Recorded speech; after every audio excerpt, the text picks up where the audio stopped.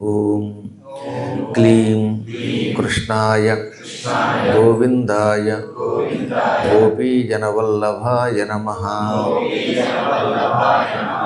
ఓం క్లీం కృష్ణాయ గోవిందాయ గోపీజనవల్లభాయ నమః. ఓం క్లీం కృష్ణాయ గోవిందాయ గోపీజనవల్లభాయ నమః. గోవింద. దేవతలకి ఆవిర్భావ తిథి నాడు కళ్యాణం చేయటం వేద సంప్రదాయం. అందుకే పరమాత్ముడు రాముడిగా అవతరించాడు నవమి నాడు. అందుకని శ్రీరామనవమి నాడు సీతారామ కళ్యాణం చేస్తారు. చాలామంది ధర్మ సందేహాల్లో ఒకప్పుడు అడిగారు, శ్రీరామనవమి జన్మతిథి అయితే అప్పుడు పెళ్లి చేయటం ఏమిటని. అందుకని దేవతలకి సంబంధించిన ఆగమ శాస్త్రాల్లో, మంత్రశాస్త్రాల్లో వాళ్ళ ఆవిర్భావ తిథి నాడు కళ్యాణం జరిపించవలనని ఉంటుంది. మనం అంటే ఎప్పుడు పుట్టామో ఏమిటో అంత వివరంగా తెలుస్తుంది. కానీ ఆయన ఈ జన్మకి, అభివృద్ధికి, వినాశనానికి అతీతుడు. అందుకే జన్మకర్మాతీతుడైన పరమాత్ముడు మన కోసం అవతరించాడు కనుక జన్మతిథిని కళ్యాణతిథిగా మార్చారు.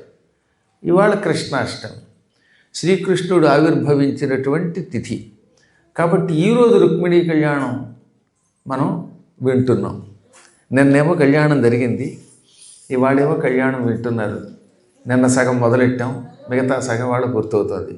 జన్మతిథి నాడు కళ్యాణం చేయటం, కళ్యాణ కథ వినటం తమకు కళ్యాణం కలిగిస్తుందని శాస్త్రం. ఏమంటే యావజ్జీవితం పరమాత్మను ఉపాసించినా మేము అనుకున్న పనులు అవ్వలేదని కొందరు అంటారే, దాని వెనకాతలు ఉన్న మర్మం వాడికి తెలియక అలా అంటున్నాడు. అనేక జన్మల్లో చేసిన మహాపాపాలు ప్రక్షాళన అయ్యేదాకా నువ్వు ఎన్ని ఉపాసనలు చేసినా సంపూర్ణంగా ఫలించవు. సమయం వస్తుంది, ఈ పాప ప్రక్షాళన అయ్యాక అప్పుడు దానికి తగిన ఫలితం వస్తుంది. కానీ చేసింది ఏది వ్యర్థం కాదు. అందుకే జ్ఞానులు ఫలితాన్ని ఆశించకుండా పని చేసుకుంటూ పోతారు. డాక్టర్ గారు ఇచ్చారు మందు పనిచేసినా పని చెప్పినా అవజీవితం వాడుతున్నావో లేదా వాడవలసిందే. నీ శరీరం లేకపోతే నాశనం అవుతుంది కనుక. షుగర్ ఒకసారి వస్తే ఇంకా షుగర్ పేషెంట్ ఎల్లవేళలా ఆ ఇన్సులిన్స్ వాడవలసిందే.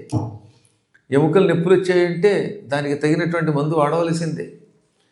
అలాగే భవరోగం అని ఒకటి ఉన్నది మన దగ్గర. అవి ఈ జన్మలో కాదు, అనేక జన్మలలో సంపాదించిన పాపాలు. అవే ఈ రోజుల్లో రోగాల రూపంలో పట్టి పీడిస్తాయి. వీటికి ప్రశాంతంగా మన ఉపాసన మనం చేసుకుంటూ పోవటమే. ఎప్పటికీ ప్రయోజనం లేనప్పుడు ఎందుకు చెయ్యాలి అంటే అది అజ్ఞానమే. ప్రయోజనం ఇవాళ వెంటనే కనబడదు, కానీ కనబడి తీరుతుంది. వామన చరిత్ర ఉన్నది. బలిచక్రవర్తి ఎన్నో దానాలు ధర్మాలు చేస్తే ముందు బంధించి అతని సంపద లాక్కున్నాడు. సంపద లాక్కున్న తరువాత భవిష్యత్తులో ఇంద్రుని చేస్తున్నాడు.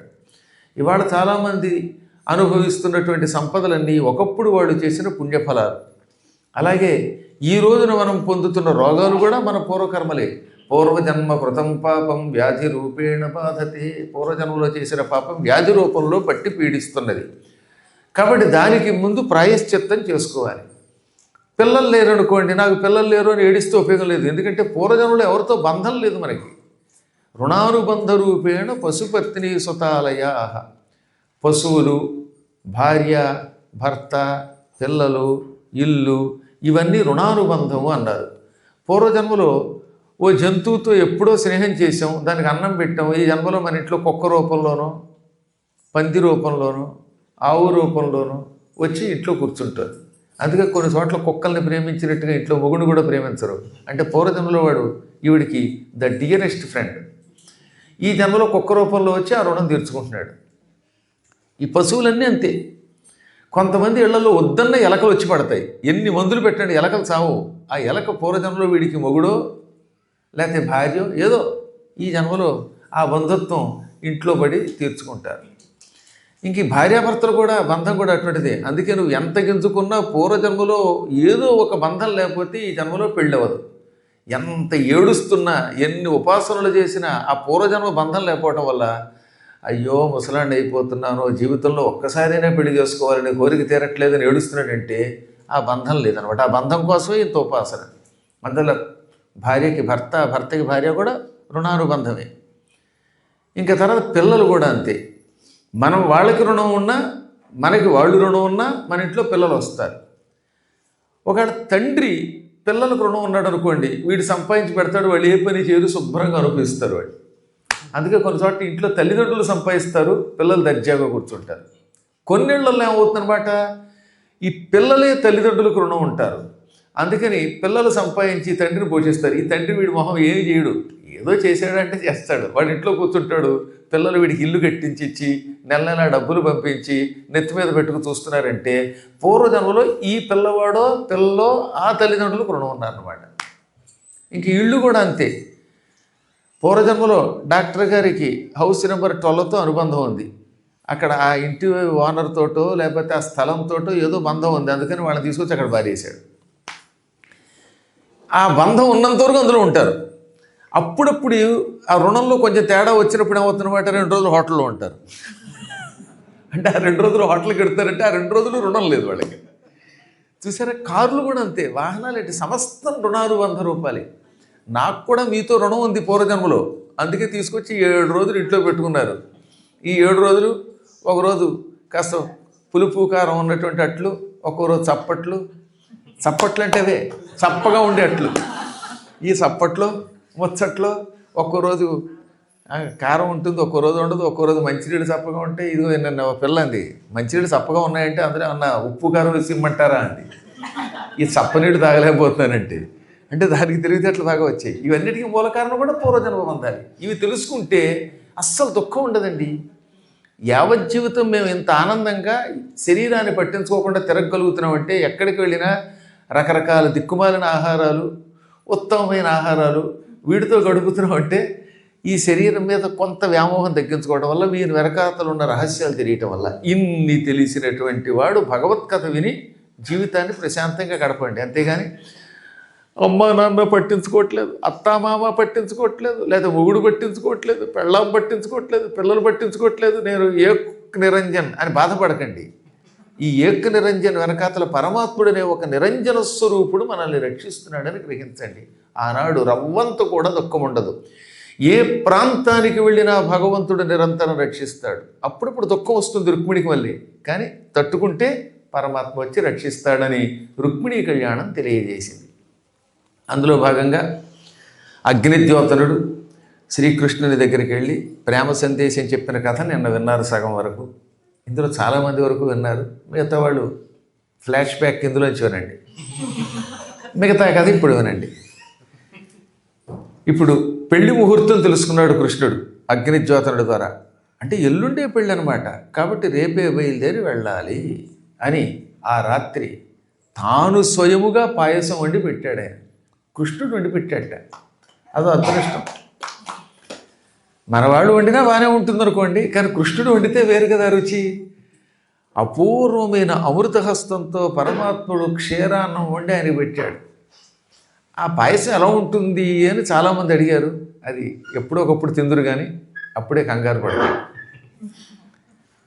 100 ఏళ్ళు నిండాక మిమ్మల్ని అందరినీ వైకుంఠానికి తీసుకెళ్లే బాధ్యత భుజం మీద వేసుకున్నాను. ఆ వైకుంఠానికి వెళ్ళేటప్పుడు మాత్రం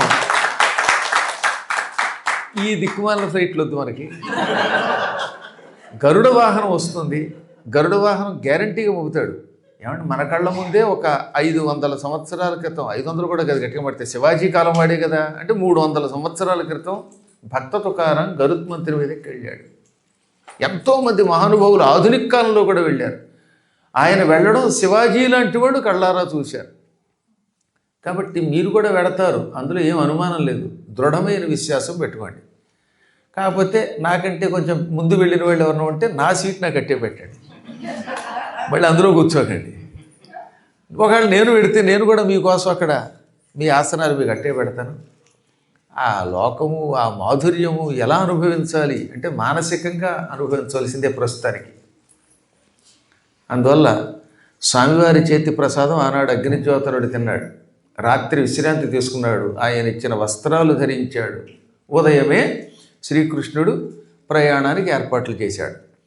ఆయన రథాన్ని సారథి దారుకుడు పట్టుకొచ్చాడు.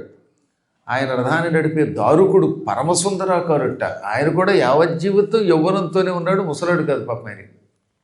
అటువంటి సారథి దారుకుడు పట్టుకొచ్చిన రథానికి 4 గుర్రాలు ఉన్నాయి. శైబ్య, సుగ్రీవ, మేఘపుష్ప, వలాహకములని పేర్లు కలిగిన 4 గుర్రాలు రథానికి పూంచారు. గుర్రాలకు కూడా అంత మంచి పేర్లు పెట్టాడు ఆయన. ఎట్టామి, ఈ దిక్మాల పేర్లు కాకుండా ఆ టామి అనగానే ఏమీ అని వచ్చి నవ్వుతుంది అది. కానీ గుర్రాలకి శైబ్యము అని పేరు పెట్టాడు. శిబి చక్రవర్తి యొక్క కొడుక అని. శిబి దాత, అటువంటి ఆయన కూతురు కానీ కొడుకు కానీ శైబ్య అంటారు. ఆ స్థాయి ఇచ్చాడు గుర్రానికి. ఇంకో దానికి సుగ్రీవం, గ్రీవము అంటే మెడ, సుగ్రీవం అంటే మంచి తల కలిగింది. ఆవిడ కంఠం తల అందంగా ఉంటే అటువంటి వ్యక్తిని మగవాడిని అయితే సుగ్రీవుడు, ఆడదాన్ని అయితే సుగ్రీవ. ఇక 3వది మేఘపుష్పం అంట. మేఘపుష్పం అంటే జ్యోతి, మెరుపు తీగ. మేఘజ్యోతిరమ్మద అని అమరకోశం. మేఘజ్యోతి ఆకాశంలో మెరిసే మెరుపు తీగిని ఇరమ్మదము మేఘపుష్పము అంటారు. అనగా మెరుపు తీగలో మెరిసిపోతున్నమాట గుర్రం. పరుగు కూడా అలాగే ఉంటుంది. 4వది వలాహకము. వలాహకం ఆకాశంలో నీళ్లల్లో కూడా ఎగరగలిగే ఒక జాతి పక్షి. మీరు ఎప్పుడైనా వీలుంటే ఇక్కడ బ్రిస్టల్లోనే దాన్ని మనం వెళ్ళింది ఏమిటంటారు ఆ ఏరియాని, అది ఓడరేవు దగ్గరికి వెళ్ళాం. అందులో పడవలో తిరిగాం కదా, హార్బర్లో. అక్కడ తెల్లగా ఉన్న పక్షులు ఉంటాయి. ఇలా పావురాల జాతికి చెందిన కొంచెం బలంగా ఉండే పక్షులు. మీరేమంటారు? సీగల్స్ అంటారు. ఇంగ్లీష్లో సీగల్స్ అంటారు. వాటిని సంస్కృతంలో వలాహకము లేక బలాహకం అంటారు. అవి ఆకాశంలో మహావేగంగా వెడతాయి. అవసరమైతే శత్రువు చీల్చి చెండాడగలవు, నీళ్లల్లో వెళ్ళగలవు. ఆ పక్షుల్ని బలాహకాలు అంటారు. కాశీలో, ప్రయాగలో బాగా కనపడతాయి.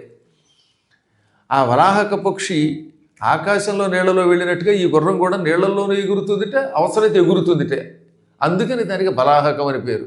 ఈ విధంగా శైబ్య, సుగ్రీవ, మేఘపుష్ప, వలాహకములని పేర్లు పెట్టబడిన దివ్య అశ్వములు 4ంటిని రథానికి కట్టాడు ఆయన. ఇంకా జెండా గరుడధ్వజం.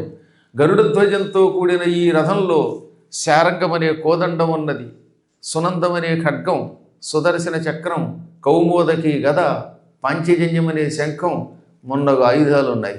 ఈ ఆయుధాలతో కూడిన రథం సువిశాలమైనది. ఆ రథంలోకి కృష్ణుడెక్కి అగ్నిజ్యోతనుడికి, పురోహితునికి చేయూత ఇచ్చి ఆయన్ని ఎక్కించుకున్నాడు. రథం మహావేగంగా హుటాహుటిన బయలుదేరి కుండినపురానికి వెళ్ళిపోయింది. 7 రాత్రులు పగలు ప్రయాణం చేస్తే కానీ అగ్నిజ్యోతనుడు అక్కడికి రాలేకపోయాడు. అటువంటి ప్రయాణం కేవలం 1-2 గంటల మధ్యలో వెళ్ళిపోయింది ఆ రథం. ఆగమేఘాల మీద వెళ్ళడం అంటే అదనమాట. అగము అంటే చెట్లు. అవసరమైతే చెట్ల మీద నుంచి, మేఘాల నుంచి కూడా ఎగురుతున్నట్టుగా దూక్కుంటూ వెడితే అది ఆగమేఘములు అంటారు. అగస్య భావ ఆగం. ఆగము అంటే 2 అర్థాలు. కొండ, చెట్టు. కొండల్లో చెట్లలోంచి కూడా వెడుతుంది, మేఘాల్లోంచి కూడా వెడుతుంది. ఈ విషయం తెలియక ఏదేదో దానికి అర్థాలు చెబుతారు. ఆగమేఘాలు అంటే అది అర్థం. అంత వేగంగా వెళ్ళింది. అవసరమైతే కొండల మించి దూకింది, చెట్ల మించి కూడా ఎగిరింది, మేఘాల్లో ప్రయాణించింది. అలా ప్రయాణించి వెళ్ళిపోయారు వాళ్ళు. ఈలోపు మర్నాడే పెళ్ళి కనుక పెళ్ళి కొడుకు శిశుపాలుడు బాగా అలంకారం చేసుకుని, కోరమేసం తీర్చిదిద్దుకుని, దిక్కుమాల తల వెంట్రుకలు కాస్త రంగులు కూడా వేసి మొత్తం మీద సైన్యంతో, ఒక అక్షౌహిణీ సైన్యంతో వచ్చాడు. ఈ పెళ్ళికి కృష్ణుడు రావడం ఖాయం.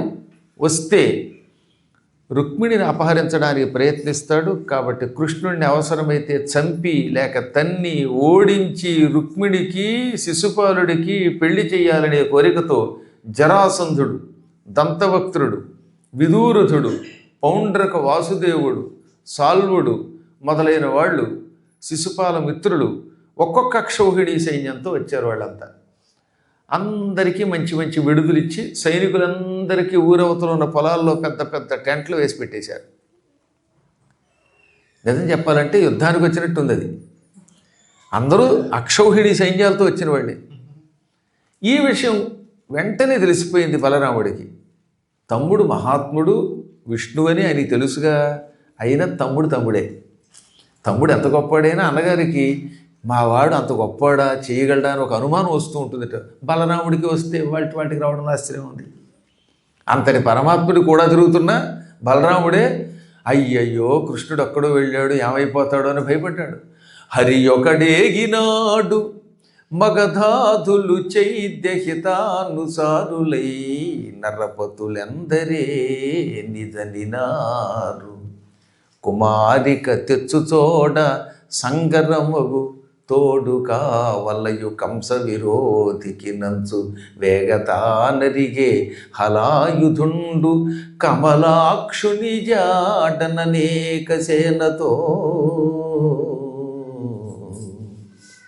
శ్రీకృష్ణుడు ఒక్కడే వెళ్ళాడు, ఒక్క సైనికుడు కూడా ఆయనకి అండగా లేడు.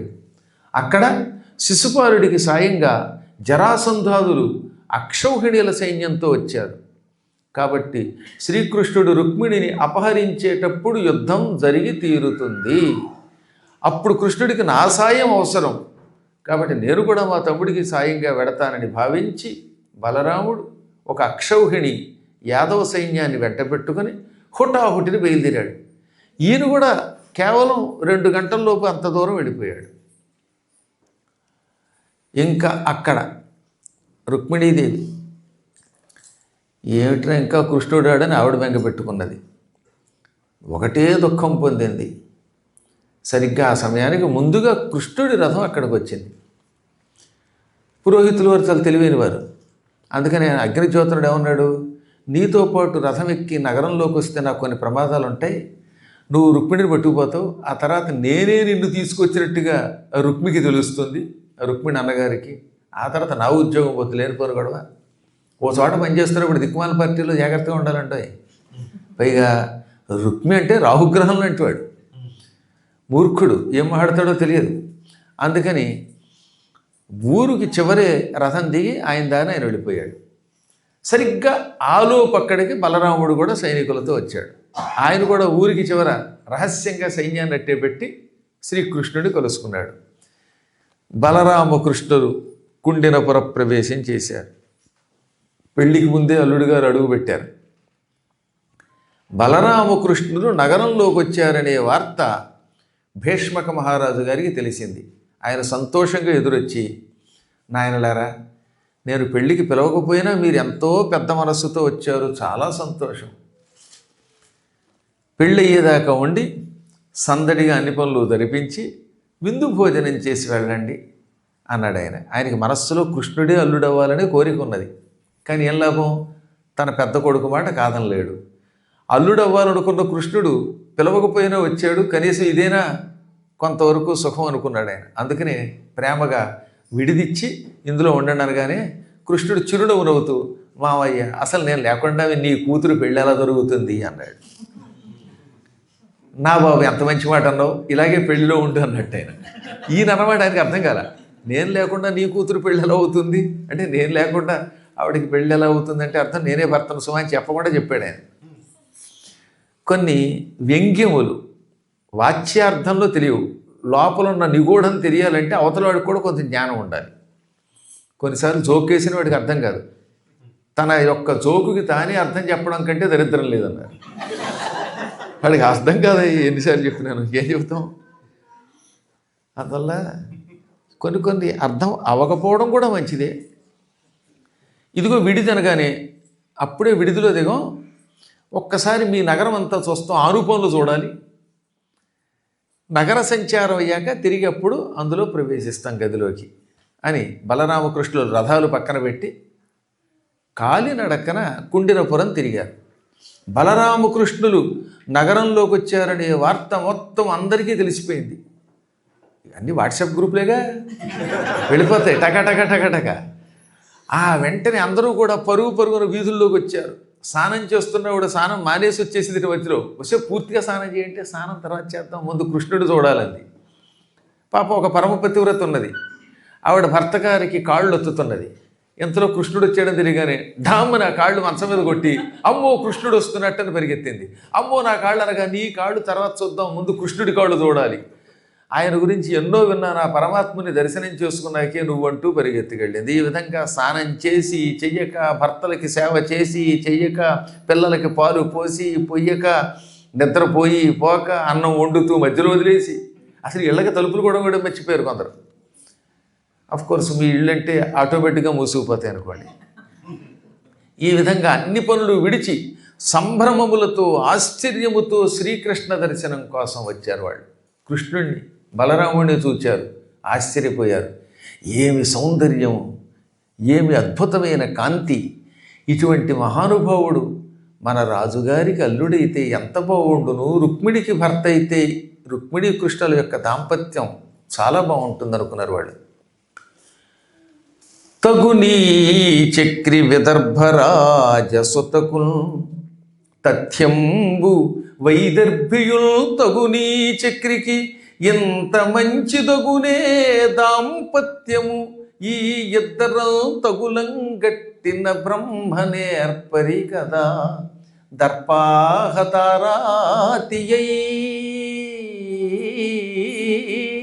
మగడౌగాముత చక్రి ఈ రమణికిల్ మా పుణ్యమూలంబునన్.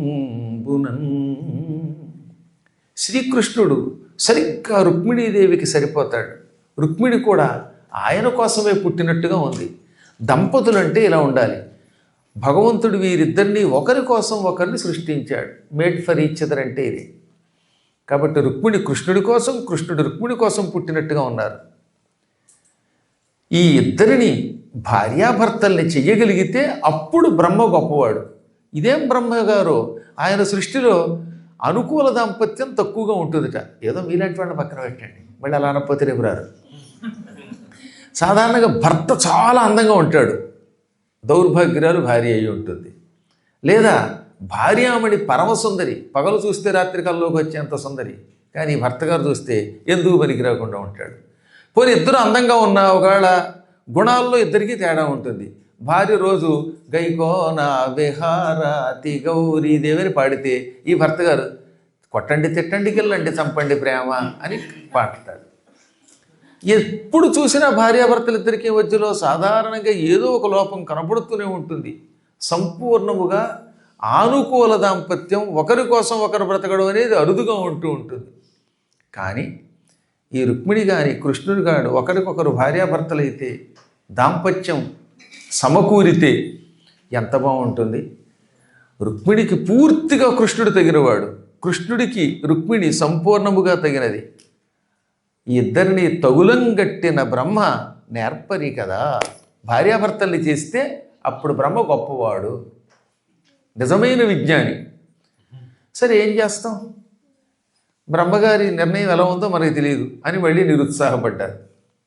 నిజానికి బ్రహ్మగారికి ఈయన తండ్రిని తెలియదు, బ్రహ్మగారి బాబు, అందుకే ఇంత డాబుగా ఉన్నాడని తెలియక వాళ్ళు అలా అనుకున్నారు పాపం. ఎంతలోనే మహాత్ములు గనక మేము పుణ్యము చేసి ఉంటే, వ్రతాలు చేసి ఉంటే, ఏ పద్మాకర్ గారు ఇంగ్లాండ్ వచ్చినప్పుడు భాగవత సప్తాహం చేస్తున్నప్పుడు 7 రోజులు పూర్తిగా భాగవతం విని ఉంటే ఆ పుణ్యఫలాన్ని ఈ రుక్మిణికి కృష్ణుడికి ధారపోస్తున్నాం. మా పుణ్యం వల్ల కృష్ణుడు శత్రువులను జయించి రుక్మిణిని పెళ్లి చేసుకోగాగా అని దీవించారు మనస్ఫూర్తిగా. అంటే అంత మంచివాళ్ళు, మా పుణ్యం అంతా సమర్పిస్తున్నామన్నారు. ఇలా వాళ్ళు అనుకుంటూ ఉండగా కృష్ణుడు అందరినీ దీవించి వీడి దగ్గరికి బయలుదేరాడిగా. ఈలోపు అక్కడ రుక్మిణి అంతఃపురంలో ఇంటి తలుపు వేసుకొని గది తలుపు తీయక దుఃఖం పాలైపోయింది. ఎవరైనా తలుపు తట్టి స్నానం చేయాలమ్మా, పెళ్లి కూతురుగా నేను అలంకరించాలి, శివాలయానికి వెళ్ళాలని చెప్పినా నేను తలుపు తీయను, నా జీవితం వ్యర్థమైపోయిందని ఏడవడం మొదలెట్టింది. అనంత దుఃఖం పొందింది. లోపల ఆవిడికి బెంగ, ఇంకా గురువుగారు వెళ్ళినవాడు రాలేదు, కృష్ణుడు వచ్చాడో లేదో తెలియదు, ఇప్పుడు నా బతుకు ఏమైపోతుంది. లగ్నం బెల్లి వివాహము గదిసే ఏలారాడు గోవిందుడు ఉద్విగ్నం బయ్యడి మానసంబు వినెనో వృత్తాంతము బ్రాహ్మణుండగ్నిద్యోతనుడేటికి తడసే నా యత్నంబు సిద్ధిల్చునో భగ్నం వై చనునో విరిల్చి కృతమిభంగిం ప్రవర్తించునో ఘనుడా భూసురుడేగెనో నడుమ మార్గశ్రాంతుడై చిక్కెనో విని కృష్ణుడిది తప్పుగా తలచెనో విచ్చేసెనో ఈశ్వరుడనుకూలింపతలంచునో తలపడో ఆర్యా మహాదేవియు నను రక్షంపనిరుంగునో ఎరుగదో నా భాగ్యమెట్లున్నదో. ముహూర్తం రేపు. వివాహానికి ఏర్పాట్లు అంతకంతకీ దగ్గరకు వస్తున్నాయి. అమ్మేమో పెళ్లి కూతురుగా అలంకరిస్తానంటోంది. శిశుపాలుడు వచ్చి కూర్చున్నాడు. ఇప్పటి వరకు కృష్ణుడు ఇంకా రాలేదు. ఎందుకు రాలేదు గోవిందుడు? మనస్సు ఆందోళన చెందుతున్నది. మా గురువుగారు అక్కడి దాకా వెళ్ళాడా? ద్వారకా నగరం దాకా నడిచి వెళ్ళగలిగాడా? వెళ్ళి శ్రీకృష్ణునికి నా ప్రేమ సందేశం చెప్పాడా లేదా? శ్రీకృష్ణుడి వృత్తాంతం విన్నాడా లేదా? విని తర్వాత ఈ తప్పన్నాడా? నా ప్రయత్నం భగ్నమవుతుందా, ఫలిస్తుందా? ఈశ్వరుడు అనుకూలిస్తాడా లేదా? ఆవిడికి రకరకాల ఆలోచనలు వచ్చాయి. బ్రాహ్మణుడు వెళ్ళాడని కాసేపు అనుకుంటుంది. వెళ్ళలేదేమో, మధ్యలో అలసిపోయి ఏ చెట్టు కిందన పడుకుని నిద్రపోయాడేమో అనుకుంటుంది. కాదు కాదు, అలా మధ్యలో నిద్రపోయాడు ఆయన. ఎంత అలసట వచ్చినా సిగ్నల్ దగ్గర హఠాత్తుగా నిద్రపోయి వెనకాల వాళ్ళు హార్న కొడితే తప్ప కథలు లేకుండా ఉండేటటువంటి భూలోక మానవుడు కాదు కదా మా గురువుగారు. అందువల్ల వెళ్ళాడేమో అనుకుంటుంది మళ్ళీ. కృష్ణుడికి ఈ వార్త తెలిసే ఉంటుంది. విన్న కృష్ణుడు ఇది తప్పు, ఆడవాళ్ళు పిలిస్తే మేం రావడం ఏమిటి, మామగారు పిలిచి పిల్లనివ్వాలి తప్ప, కన్యాదానం చెయ్యాలి తప్ప అని భీష్మించు కూర్చున్నాడా? కానీ అలా చెయ్యడు ఆయన. ఆయన భగవంతుడు. భక్తులు పిలిస్తే మొగమాటం లేకుండా వస్తాడు. అటువంటి వాడు వచ్చాడా, రాలేదా? శివుడు అనుగ్రహిస్తున్నాడా లేదా? అమ్మా జగన్మాత, నువ్వు కృష్ణుడు నాకు భర్త అయ్యేలా చెయ్యవా? ఒకప్పుడు శివుడు నీ భర్త కావాలని ఎంతో తహతహలాడావు కాబట్టి నీకు స్త్రీ మనస్సు బాగా తెలుస్తుంది. కాబట్టి కృష్ణుడు నాకు భర్త అయ్యేలా చెయ్యవా అనుకుంటుంది. అమ్మ నన్ను రక్షిస్తుందని కాసేపు, రక్షించదని కాసేపు అనుకుంటుంది. శివుడికి నా మీద ప్రేమ ఉంది అని ఒక క్షణం అనుకుని అంతలోనే లేదనుకుంటుంది. నా బ్రతుకు బాగుపడుతుందనుకుంటుంది, అంతలోనే అవదేమో అని అనుకుంటుంది. ఈ విధంగా పరమ ఉద్విగ్నత చెందింది. కన్నీరు అలా మున్నీరైపోయింది, సముద్రం అయిపోయింది. తల్లికి తన మనస్సులో బాధ చెప్పదు, తలుపులు తీయదు, నేల మీద శరీరాన్ని పారవేసింది. అంటే మంచం మీద కూడా పడుకోలేదు, చాప మీద పడుకున్నది. స్నానం చెయ్యదు, కస్తూరి తిలకాన్ని ధరించదు, ఆభరణాలు ధరించదు, మంచి పట్టు వస్త్రాలు తెచ్చారు వాటిని ధరించదు. ఏ కారణం చేతనైనా శ్రీకృష్ణుడు రాకపోతే విషం తాగి కానీ, ఉరి వేసుకుని కానీ, నీళ్లల్లో దూకి కానీ శరీరాన్ని విడిచిపెడతాను తప్ప ఈ దుర్మార్గుని పెళ్లి చేసుకోని అనుకున్నది. అలా అనుకుంటూ ఉంటే ఇంత మనోవేదనతో ఉన్న సమయంలో ఎడమ చెయ్యి, ఎడమ కాలు, ఎడమ కన్ను అదిరేయి.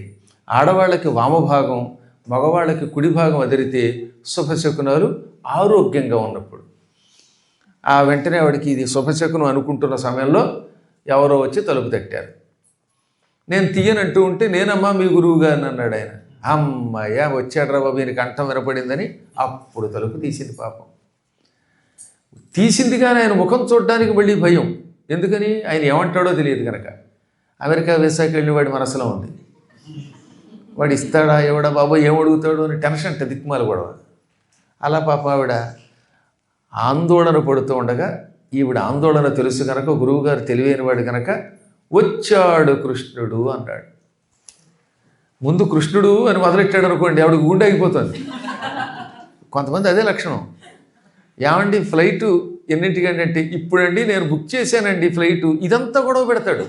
అసలు ఫ్లైట్ టైంకి ఉందో లేదో చెప్పడండి బాబు. అరగంట అయ్యాక ఎనీహో మీ టైం యథాతథంగా ఉంది, ఈ లోపు నా టైం అయిపోయింది. క్లుప్తంగా చెప్పడం చేత కాదు కొంతమందికి. ప్రధానికి హాల్ దగ్గరికి ఎన్నింటికి వెళ్ళాలి అంటే చెప్పడం, అది చెప్పకుండా హాల్ అండి 5 నిమిషాలండి, కారు అండి బయటికి తీయాలండి, అక్కడ వాళ్ళు 10ంటికి రమ్మన్నారండి, ఇలా చెప్పారు కూడా ఏమైపోతాం అంటే చివరికి ఈ పూట ఉపన్యాసం ఉందా లేదా? ఒక 5 నిమిషాల్లో బయలుదేరుతున్నాం అన్నాక అసలు కష్ట సుఖాలు చెప్పాలి తప్ప అలా ఏమిటో తెలియదు అనమాట. పెళ్లి చూపుల్లో కూడా అంతే, కొంతమంది ఆ పెళ్లి కూతురు నచ్చిందో లేదో పట్టని చెప్పడు వాడు. 2 ఏళ్ళు 3 ఏళ్ళు అవుతుంది, ఈలోపు ఈ అమ్మాయి చేసుకోవాలో వద్దో తెలియదు. అలాగా ఒక విషయం చెప్పడానికి కూడా తెలివితేటలు కావాలి. బుద్ధిమంతులైనటువంటి వాడు ముందు క్లుప్తంగా ఒక ముక్క చెప్పేస్తారన్నమాట.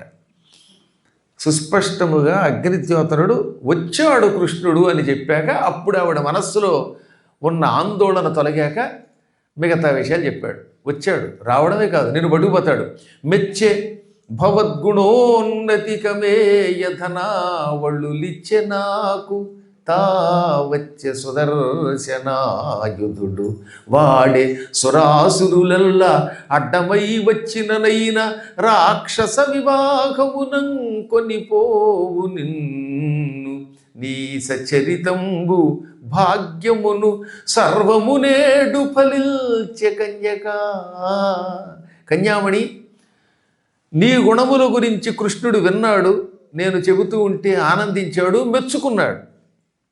నాకు లెక్కలేనంత డబ్బిచ్చాడు, ప్రవచన మండపానికి కావాల్సిన మొత్తం 5 కోట్లు ఆయన ఇచ్చాడు. అక్కడ అండం కూడా ముందేమో మెచ్చుకున్నాడు నీ గుణాలకి.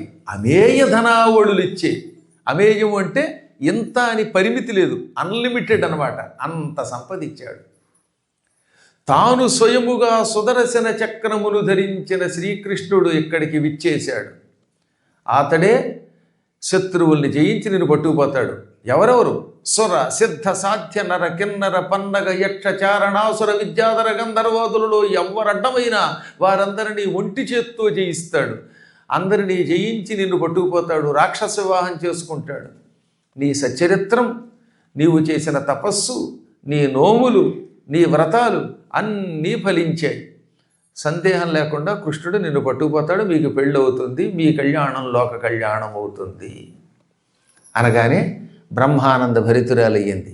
కన్నీళ్లు తుడుచుకున్నది, పన్నీటితో కన్నీరు తుడుచుకున్నాక ఆయన పాదాలకి నమస్కరించింది. ఎంత ఉపకారం చేసావు నాకు, నీవు రావడం క్షణం ఆలస్యమైతే ప్రాణం విడిచిపెట్టేదాన్ని, ఆ సమయంలో శుభవార్త చెప్పావు. ఇటువంటి ఉపకారం చేసిన నీకు నేనేం చేయగలను? జలజాతేక్షణుతోడి తెచ్చితివి, కృష్ణుణ్ణి ఇక్కడికి తీసుకొచ్చావు, నా సందేశము చెప్పి, నా సందేశాన్ని ఆయనకి చెప్పి ఇక్కడికి తీసుకొచ్చావు. ఆ సందేశం నాకు చెప్పి నన్నిలువం పెట్టితి, నా ప్రాణాలు నిలబెట్టావు, లేకపోతే నేను పోయేదాన్ని. నీ కృపన్ బ్రతికి తిను, నీ దయ వల్ల ఇవాళ నేను బతికాను. నీ వంటి పుణ్యాత్మకుల్ కలరే, నీలాంటి పుణ్యాత్ములు ఈ ప్రపంచంలో మరొకరున్నారా? లేరుగాక లేరు. దీనికి నీకు ప్రత్యుపకృతిల్గా వెంపనేనేర, ఇంత మహోపకారం చేసిన జీవితాన్ని నిలబెట్టిన నీకు నేను ఏం ఉపకారం చేయగలను? ఉపకారికి ప్రత్యుపకారం చేయాలని శాస్త్రం, కానీ ఏమి చేయడానికి నా దగ్గర ఏమీ లేదు. కన్యామణిని తండ్రి చాటు పెట్టని, కానీ ప్రస్తుతానికి మాత్రం ఏం చేస్తున్నాను ఈ ఉపకారానికి? అంజలిగా వించదా, 2 చేతులు జోడించి నమస్కరిస్తున్నాను. భూసురాన్వయమణి సద్బంధు చింతామణి, ఓ బ్రాహ్మణోత్తమ, స్నేహితులకి బంధువులకి చింతామణిలాగా కోరిన కోరికలు తీర్చే మహానుభావుడివి, ప్రస్తుతానికి నీకు నమస్కారం ఇస్తున్నానన్నది జగన్మాత. ఆదిలక్ష్మి యొక్క అంశతో పుట్టిన రుక్మిణి ఒక్క నమస్కారం చేయటంతో ఆయన జాతకమే మారిపోయింది. ఈ లోకంలో సకల శుభాలు పొందాడు, శరీరం విడిచిపెట్టాక మోక్షలక్ష్మిని కూడా పొందాడు. అమ్మ అనుగ్రహం పొందితే అన్నీ ఉన్నట్టు. అనంతరం అప్పుడు ఆవిడ మంగళ స్నానం చేసింది, అద్భుతమైన వస్త్రాలు ధరించింది. ఆవిడకి మంగళదేవత అని పేరు. ఇందిర, లోకమాత, మా, రమ, మంగళదేవత అని లక్ష్మీదేవి యొక్క పేర్లు. అమ్మవారు మంగళదేవత, పార్వతీదేవి సర్వమంగళ. ఇద్దరిలో మంగళ శబ్దం ఉన్నది. ఆవిడ సర్వమంగళ, ఈవిడ మంగళదేవత.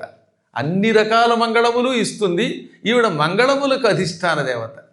అందువల్ల స్నానము చేసి అలంకారం చేసి మంచి తిలకం, కస్తూరి తిలకం ధరించింది, కళ్యాణ తిలకం ధరించింది, ముక్కు పొడక, కుండలాలు, కిరీటం, ఆభరణాలు అన్నీ ధరించింది. ఇక ఆవిడ చేతులు ఎర్ర తామర పువ్వుల్లో ఉన్నాయి. ఆవిడ నడుస్తూ ఉంటే మెరుపు తీగలో ఉన్నది. ఆవిడ శరీరం నుంచి వచ్చే సువాసనతో 8 మైళ్ళ ప్రాంతం గుమగుమలాడిపోతున్నది. పుట్టుకతో వచ్చే వాసన అది. వాళ్ళని పద్మగంధి అంటారు. పద్మినీ జాతి స్త్రీల యొక్క శరీరము నుంచి చెమట వచ్చినా అది కూడా సువాసనతో ఉంటుందండి విచిత్రంగా. అటువంటి వాళ్ళు ఉన్నారంటే ఉన్నారు. నేను చూశాను. ప్రయాగలో ఒక ఉత్తమురాలను చూశాను. 1998లో ప్రయాగలో స్నానం చేస్తున్నప్పుడు సంకల్పం చెప్పి స్నానం చేయించమని ఒక ఆవిడ వచ్చింది నా దగ్గరికి. అసలు ఆవిడ చూస్తే దేవతలాగే అనిపించింది. ఎంత ఉత్తమ స్త్రీలు ఉంటారా అన్నట్టుగా ఉంది. ఆ సౌందర్యము, ఆ రూపము, ఆవిడ శరీరం నుంచి వచ్చిన సువాసన ఆశ్చర్యం కలిగింది. ఆవిడకి సంకల్పం చెప్పాక ఓ ఉంగరం చేతిలో పెట్టి మళ్ళీ కనపడలేదు. ఆ ఉంగరం చాలా కాలం దాచాను. ఇప్పుడు మా అమ్మాయికి ఇచ్చాను. శ్రీరామ అని రాయబడినటువంటి ఉంగరం అది. నమ్మరు కొందరు, ఏం చేస్తుంది వాళ్ళకన్నా. ఏమైపోయిందో కేవలం ఉంగరం చేతిలో పెట్టి కనపడకుండా వెళ్ళిపోయింది. మా పెద్దమ్మాయి చేతికి ఉంటుంది ఇప్పటికి కూడా. చూడండి, ఆ శ్రీరామ అనేటటువంటి ఒక అద్భుతమైన ఉంగరం ఆనాడు 98లో ఇచ్చింది ఆ పుణ్యాత్మురాలు. ఎక్కడ? అది కూడా ప్రయాగలో. నేను మొదటిసారిగా ఓహో ఇలాంటి వాళ్ళు ఉంటారు అని. బహుశా మళ్ళీ కనపడలేదంటే ఆవిడ ఏ దేవతా స్త్రీయో. నా అదృష్టం ఆనాడు కాశీలో స్నానం చేసిన పుణ్యం ప్రయాగలో ఆవిడ రూపంలో కనపడింది అనిపిస్తుంది అనమాట. ఇలా ఎంతోమంది ఉన్నారండి భూలోకంలో. మీరు కొంచెం ప్రయత్నిస్తే చూడగలరు, కొంచెం దృష్టి పెట్టాలి. కేదారంలో, బదరీలో అత్యద్భుతమైన దేవతా జాతికి చెందిన స్త్రీలు తిరుగుతూ ఉంటారు. వాళ్ళ దగ్గర నుంచి వచ్చే సువాసన బట్టి మనం కనిపెట్టేయచ్చు. మూర్ఖులు కొంతమంది అతిశయోక్తులు అనుకుంటారు. ఏమి అతిశయోక్తి కాదు. ఈ భూమి దేవభూమి. ఇక్కడ దేవతలు నిరంతరం తిరుగుతారు. కాకపోతే ఏ రూపంలో తిరుగుతారో తెలియదు. దైవం మానుష రూపేణ, మనుషుల రూపంలో తిరుగుతారు. ఇందులో ఎవరైనా దేవతలు ఉండొచ్చు, మనకు తెలియదు. అందుకే ఒక్కొక్క రోజున పెసరట్టు ఉప్మా వాడు వెలే చేస్తాడు. ఆ పూట దేవతాంశం ఉంటుంది. మర్నాడు అలా ఎందుకు చేయలేరంటే మర్నాడు ఏదో కారణం చేత దేవతాంశ దూరం అయిపోయింది గురువుగారిని తిట్టడం వల్ల. అందువల్ల ఒక్కొక్కసారి అంతలోనే దేవతలు వస్తారు, అంతలోనే దూరం అవుతారు. మన శరీరమే ఇహపరాలు రెండింటిని ఇచ్చే ఒక అపూర్వ శరీరం. అటువంటి ఆ తల్లి నడుస్తూ ఉంటే సువాసన చుట్టుపక్కల వ్యాపించింది. అలా ఆవిడ మౌనవ్రతం పూనింది. ఎప్పుడు పెళ్లికి ముందు మంగళస్నానం చేశాక శివాలయమునకు వెళ్ళి శివపార్వతులను పూజించునంత వరకు మౌనంగా ఉండాలని ఒక నియమం ఆ రోజుల్లో. ఇప్పుడు కూడా గౌరీ కళ్యాణం చేస్తున్నారు కదా, పెళ్ళిళ్ళలో చేస్తున్నారు, మండపంలో చేస్తున్నారు, ఏదో లఘువుగా కానిచ్చేస్తున్నారు. కానీ ఆ రోజున ప్రాచీన కాలంలో గుడికి వెళ్ళి పూజించేవారు. అందువల్ల ఈవిడ ఆలయానికి బయలుదేరింది. ఆ సమయంలో పెద్దగా కాపలా వాళ్ళు ఉండరు. కొద్దిమంది అంతఃపుర కాంతలు ఏదో 4-5 పట్టుకుల్ని వెంట పెట్టుకొని మౌనవ్రతముతో మంగళస్నానానంతరం మంగళదేవత రుక్మిణి శివపార్వతుల ఆలయానికి వెళ్ళింది. ఇప్పుడు కరెక్ట్గా నాగపూర్ రైల్వే స్టేషన్ నుంచి 25 కిలోమీటర్ల దూరంలో ఉంటుంది అది ఆలయం. అక్కడికి వెళ్ళి రథాలవి దూరంగా పెట్టి ఎత్తైన మెట్లెక్కి చిన్న గుట్టలా ఉంటుందన్నమాట. ఆ గుట్ట మీద ఉన్న ఆలయానికి ఆ తల్లి వెళ్ళింది. ప్రదక్షిణ చేసింది. శివపార్వతుల దర్శనం చేసుకుంటూ తన తాను మరిచిపోయింది. జగన్మాత పార్వతీదేవి సకల సౌభాగ్యరాశి. అటువంటి తల్లిని చూసి పులకరించకుండా ఎవడని ఉంటాటండి. అమ్మ లక్ష్మీదేవి కూడా పూజించింది. వాళ్ళిద్దరూ బాగానే ఉంటారు. లక్ష్మి ఏమో పార్వతిని, పార్వతి ఏమో లక్ష్మిని పూజిస్తారు. మధ్యలో ఈ మూర్ఖులకి ఏమొస్తుందో భూలోకంలో వాళ్ళు శివపార్వతుల ద్వేషంతో కొట్టుకుంటారు. శివుడు వేరు, విష్ణు వేరు అంటారు. పార్వతిని పూజిస్తే లక్ష్మిని పూజించరు, లక్ష్మిని పూజిస్తే పార్వతిని పూజించరు. పూర్వజన్మ పాపం, పరమ పాపంతో తమోగుణంతో పుట్టారు వీళ్ళు. దేవతల్లో తామసిక దేవతలు, రాజసిక దేవతలు, సాత్విక దేవతలు ఉండరు. గుణాలను ఉంటాయి, మన గుణాల్లో ఉన్నాయి.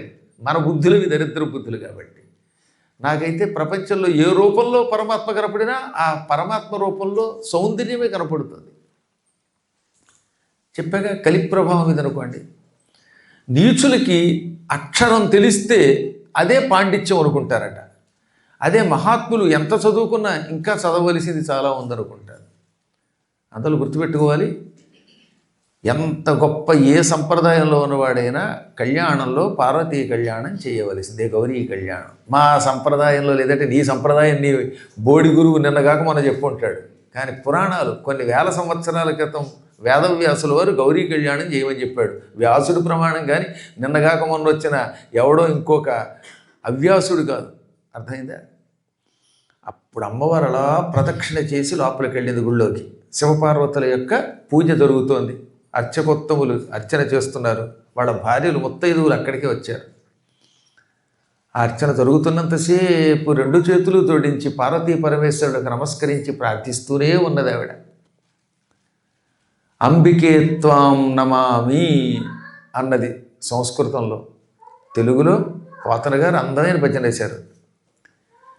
నమ్మితి నామనంబున సనాతనులైన ఉమా మహేశులం మిమ్ము పురాణ దంపతుల మేలు భజిల్తు కదమ్మ మేటి పెద్దమ్మ దయాంబురాశివి గదమ్మ హరిల్పతి జేయుమమ్మ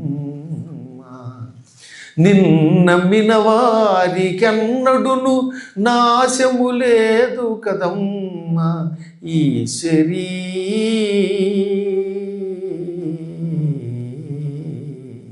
అమ్మా జగన్మాత పార్వతి, నిన్ను నీ భర్త శివుణ్ణి నేనెప్పుడూ మనస్సులో పెట్టి పూజిస్తూ ఉంటాను. మీరు సనాతనులు.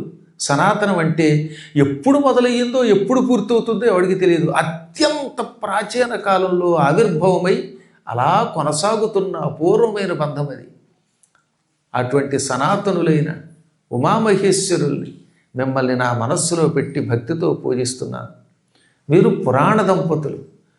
ఎప్పటి వాళ్ళు ఎవరికీ తెలియదు, కానీ ఇప్పటికీ కొత్త దంపతుల్లో ఉంటారు. అది పురాణ దంపతులు అంటే. పురాణము అనే శబ్దమునకు పురా అపి నవం ఇది పురాణం అంటే పాతది, కానీ ఎప్పుడు కొత్తదిగా కనపడుతుంది. వాళ్ళు ఎప్పుడూ మొదటి దంపతులు, ప్రథమ దంపతులు, మొదట పెళ్లి చేసుకున్న వాళ్ళు అయినా ఇప్పుడు ఎదురుగుండా నిలబడితే అప్పుడే పెళ్లి చేసుకున్న నూతన దంపతుల్లా నవవధూవరుల్లా కనపడతారు. అందుకని మిమ్మల్ని పురాణ దంపతులు అన్నారు. అటువంటి మిమ్మల్ని భక్తితో పూజిస్తున్నాను. తల్లులకి తల్లివి, పెద్దమ్మవి, దయాసముద్రురాలివి, నాకు కృష్ణుడు భర్త అయ్యేలా చేయవా. నిన్ను నమ్ముకున్న వాళ్ళకి ఎప్పటికీ నాశనం ఉండదు. భక్తితో విశ్వాసంతో పార్వతీ పరమేశ్వరుల్ని పట్టుకున్న వాళ్ళు జీవితంలో ఎప్పుడూ ఏ కష్టాలు పొందరు. తల్లి నన్ను అనుగ్రహించు, కృష్ణుడు భర్త అయ్యేలా చెయ్యి, దయాసముద్రురాలివి. నీకు తెలియందేమున్నది, శివుడిని భర్త అవ్వాలని ఎంతో తపస్సు చేసి తహతహలాడి అతి కష్టం మీద ఆయన వివాహం చేసుకున్నావు. నాకు కూడా అలాగే కృష్ణుడు భర్త అయ్యేలా చెయ్యి అని ప్రార్థించింది. అప్పుడు అమ్మవారి శిరస్సు మీద ఉన్న పుష్పం కింద పడింది. అది శుభసూచకం. అనంతరం అర్చకులు అమ్మవారి అయ్యవారి యొక్క ప్రసాదం, కుంకుమ, పుష్పాలు, ప్రసాదం అందజేశారు. వారందరికీ కానుకలు ఇచ్చింది. అర్చకులకి, అర్చకుల భార్యలకి ఆ దంపతులను అలా కూర్చోబెట్టి చీరలు, నగలు, పసుపు, కుంకుమ, గాజులు మొదలైనవన్నీ ఇచ్చింది. వారు కూడా ఉత్సాహంతో దీవించారు, శాసలు ఇచ్చారు. నీ మనస్సులో నీవు కోరుకున్నవాడే నీకు భర్తవుగాక అన్నారు. అంతేగాని నీ పెళ్ళి అవ్వాలన్నారు. శిశుపాలుడితో పెళ్లి శుభలేఖలు కొట్టించేశారు కాబట్టి నీకు శిశుపాలుడికి పెళ్ళవుగాక అనకుండా మనోవాంఛిత వర ఫలప్రాప్తిరస్తు అన్నారు. ఆవిడ చిరునవ్వు నవ్వింది. మౌన నియతి మాని మగువ వెడలే. అప్పటి వరకు ఉన్న మౌనవ్రతం ఇక విడిచిపెట్టింది. లోపల లోపల ప్రార్థించుకుంటుందిగా, ఇప్పుడు మౌనవ్రతం విడిచిపెట్టిందిగా. గుడిలో నుంచి కిందకి దిగడం మొదలెట్టింది. గుడి మెట్లు దిగగానే ఎదురుగుండా కృష్ణుడు కనపడాలి, లేకపోతే నేను బ్రతకను అని దృఢంగా నిర్ణయించుకున్నది. నాకు కృష్ణుడే కనపడవలేను, ఏ దిక్కుమాలాడి ముఖం చూడను అనుకుంది ఆవిడ. శిశుపాలుడి ముఖం నాకొద్దు, పశుపాలుడి ముఖం తప్ప అనుకున్నది. ఈలోపు రుక్మిణీదేవి శివాలయమునకు వచ్చి శివపార్వతులను పూజిస్తోంది. ఈ సమయంలో ఆవిడ ఎక్కువ రక్ష మధ్యలో ఉండదు. అంటే రక్షక భటులు తక్కువగా ఉంటారు, స్పెషల్ కమాండోస్ ఉండరు, సెక్యూరిటీ ఫోర్స్ ఉండదు. ఇప్పుడు మనం చూడగలం. అదే పెళ్ళిలో మనం ఆవిడని పూర్తిగా చూడలేము. కాబట్టి ఎక్కడో ఉంటుంది దూరంగా, జనాలు ఏమో ఎక్కువగా ఉంటారు. జరాసంధాదులు దగ్గరుండి చూడగలరు కానీ మనం చూడలేము. ఈ సమయంలో అయితే గుళ్ళో ఆమెను చూడొచ్చు, ఒక్కసారైనా చూద్దామని అందరూ రాజకుమారులు అక్కడికి వచ్చి కూర్చున్నారు. ఎవరికి వాళ్ళే, రుక్మిణి చాలా సౌందర్యవతి, ఆవిడ ఎలా ఉంటుందో చూద్దాం అని బారులు తీరి మెట్లకి రెండు వైపులా ఈ చివరి నుంచి ఆ చివరిగా పెద్ద క్యూ సిస్టంలో ఉన్నారు. ఎకానమీ క్లాస్ క్యూ సిస్టమ్ లాగా జోన్ 1 జోన్ 2 అన్నట్టుగా నిలబడ్డారు. ఈ అమ్మ ఎవరికేసి చూడకుండా అలా మెల్లిగా తల వాల్చుకుని నడుస్తోంది. కిందకి దిగుతున్న రుక్మిణిని చూడగానే అందరూ మూర్ఛపోయారు. ఏమి సౌందర్యము, ఏమి కాంతి! ఇటువంటి సుందరీమణిని దిక్మాలాడి శిశుపాలాడు పెళ్లి చేసేసుకుంటున్నాడని ఏడ్చారు లోపల.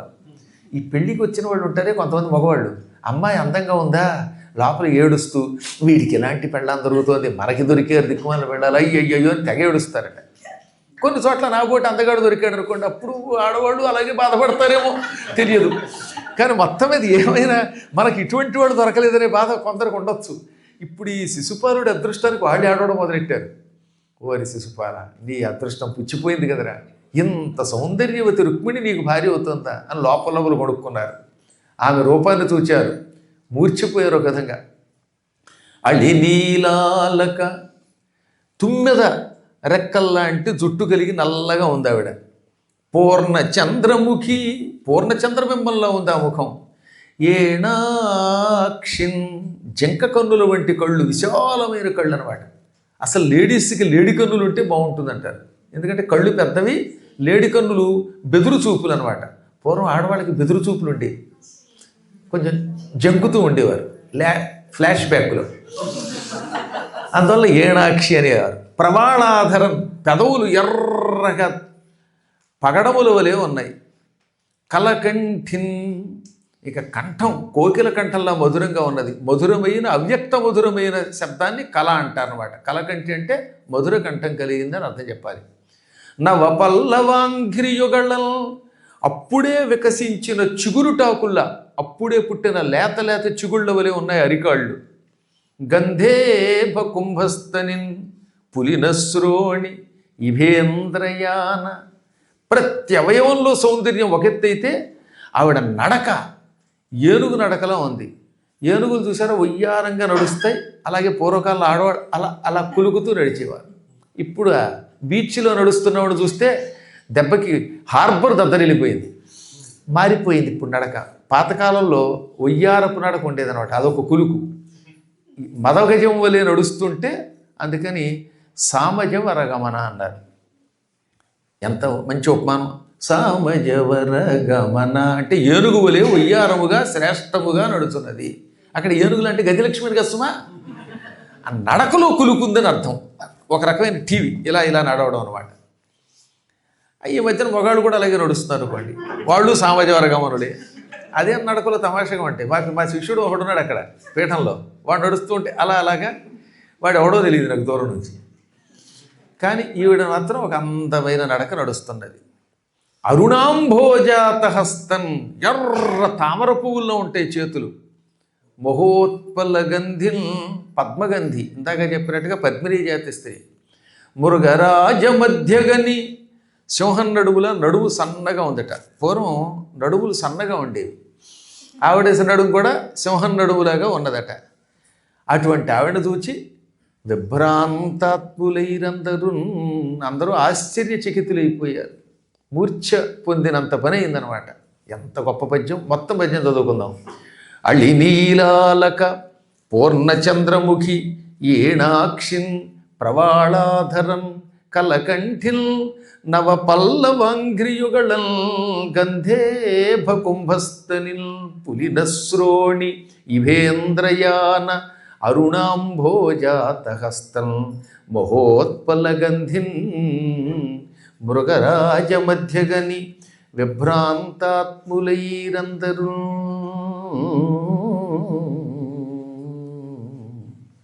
ఆ సమయంలో ఆమె మెల్లగా కిందకి దిగుతున్నది. ఈ పక్కనున్న వాళ్ళు ఆమె తమ పక్కకు వచ్చినప్పుడు ఒక్కసారి చూస్తే బాగుండు అనుకున్నారు, చూడలేదు. చూడకుండా వెళ్ళిపోతే వాళ్ళ ముఖాలు మాడిపోతున్నాయి. ఆమె దగ్గరకు వచ్చినప్పుడు ఒక్కొక్కడి ముఖం 1000 క్యాండిల్ బల్బులో ఉంది, ఆవిడ చూడకుండా వెళ్ళిపోతే మాడిపోయిన తుస్సుమన్న బల్బులో ఉందన్నమాట. అందులో ముఖాలు వాడిపోతూ ఉండగా ఆమె దిగుతూ అలా తలెత్తింది. నేను తల ఎత్తగానే కృష్ణుడే కనపడాలనుకుందిగా, ఆ సంకల్పం దృఢ సంకల్పం. అందువల్ల టక్కన ఎదురుగుండా కనపడ్డాడు కృష్ణుడు. రథం అటు తిప్పి తొట్టి ఇటు పెట్టి ఉన్నాడు ఆయన. సరిగ్గా మెట్ల దగ్గరే ఉన్నాడు ఆయన. కాకపోతే తెలివైనవాడు, ముందు అటువైపు పెట్టాడు. కొంతమంది గురువుగారు ఎక్కాక రివర్స్ చేస్తారు, ముందే క్లవర్ అయిన వాడు ముందు రివర్స్ చేసి పెడతాడు. ఎక్కగానే ఇంకా వెళ్ళి హడావుడు ఉండదు. ఆయన కూడా ముందే అటు పెట్టున్నాడు, తాను ఇటు తిరిగాడు. ఎందుకని ఎత్తుకుపోవడం తేలిక కనుక. తీరా ఎక్కాక అప్పుడు రివర్స్ చేస్తే ఈ లోపు వచ్చి మీద పడరటండి. కాబట్టి ఏముండాలి? బుర్ర ఉండాలి.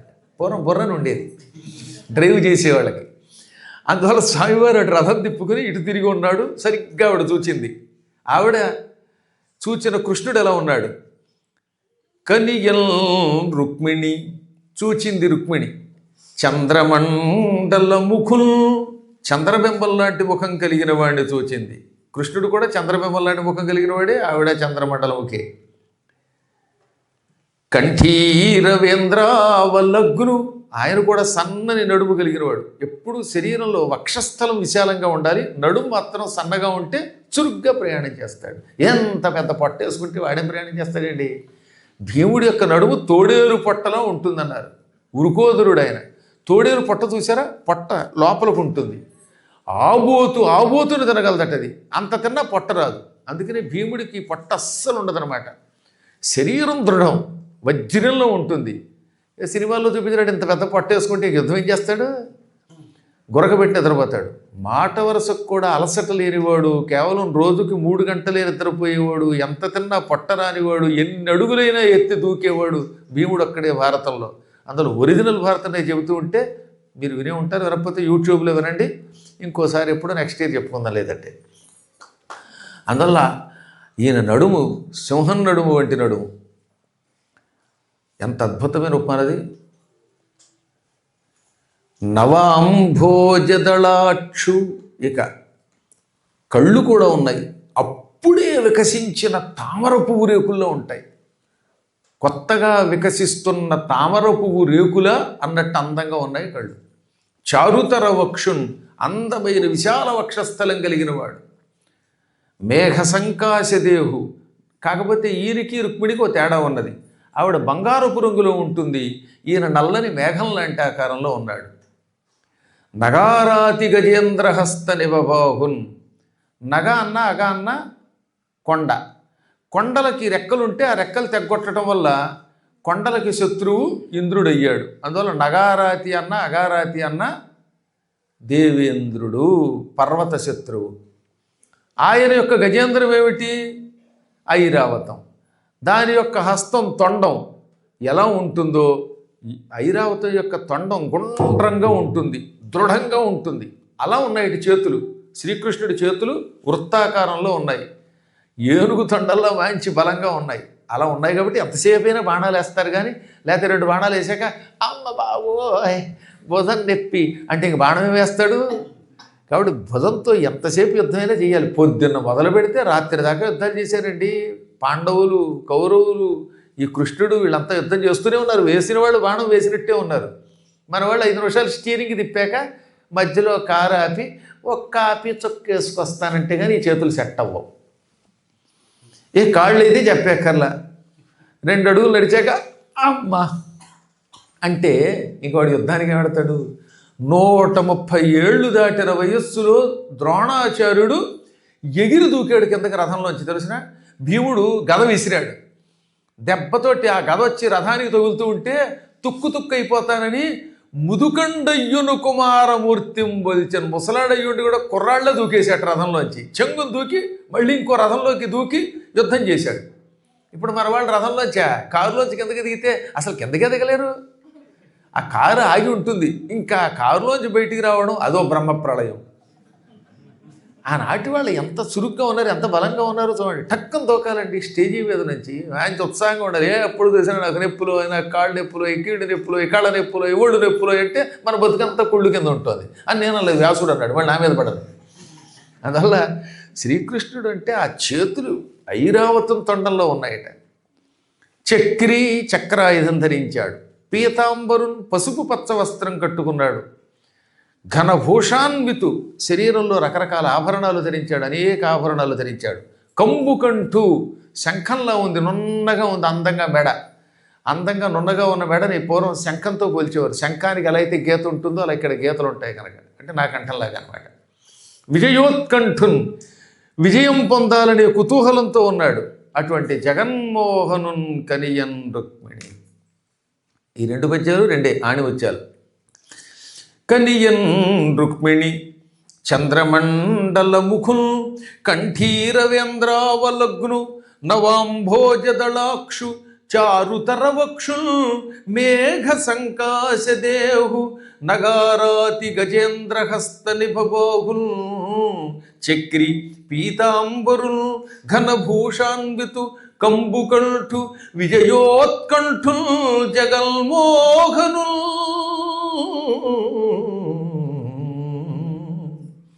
అలా చూచి తేరిపార ఆనందపడుతున్న సమయంలో శ్రీకృష్ణుడు రథంలో నుంచి కొంచెం ముందుకు వంగి ఎడమ చెయ్యి చాచి నడుం పట్టుకుని టక్కునెత్తి రథంలో కూర్చోబెట్టాడు. అలా ఉండాలి, నడుం పట్టుకునేటట్లుగా.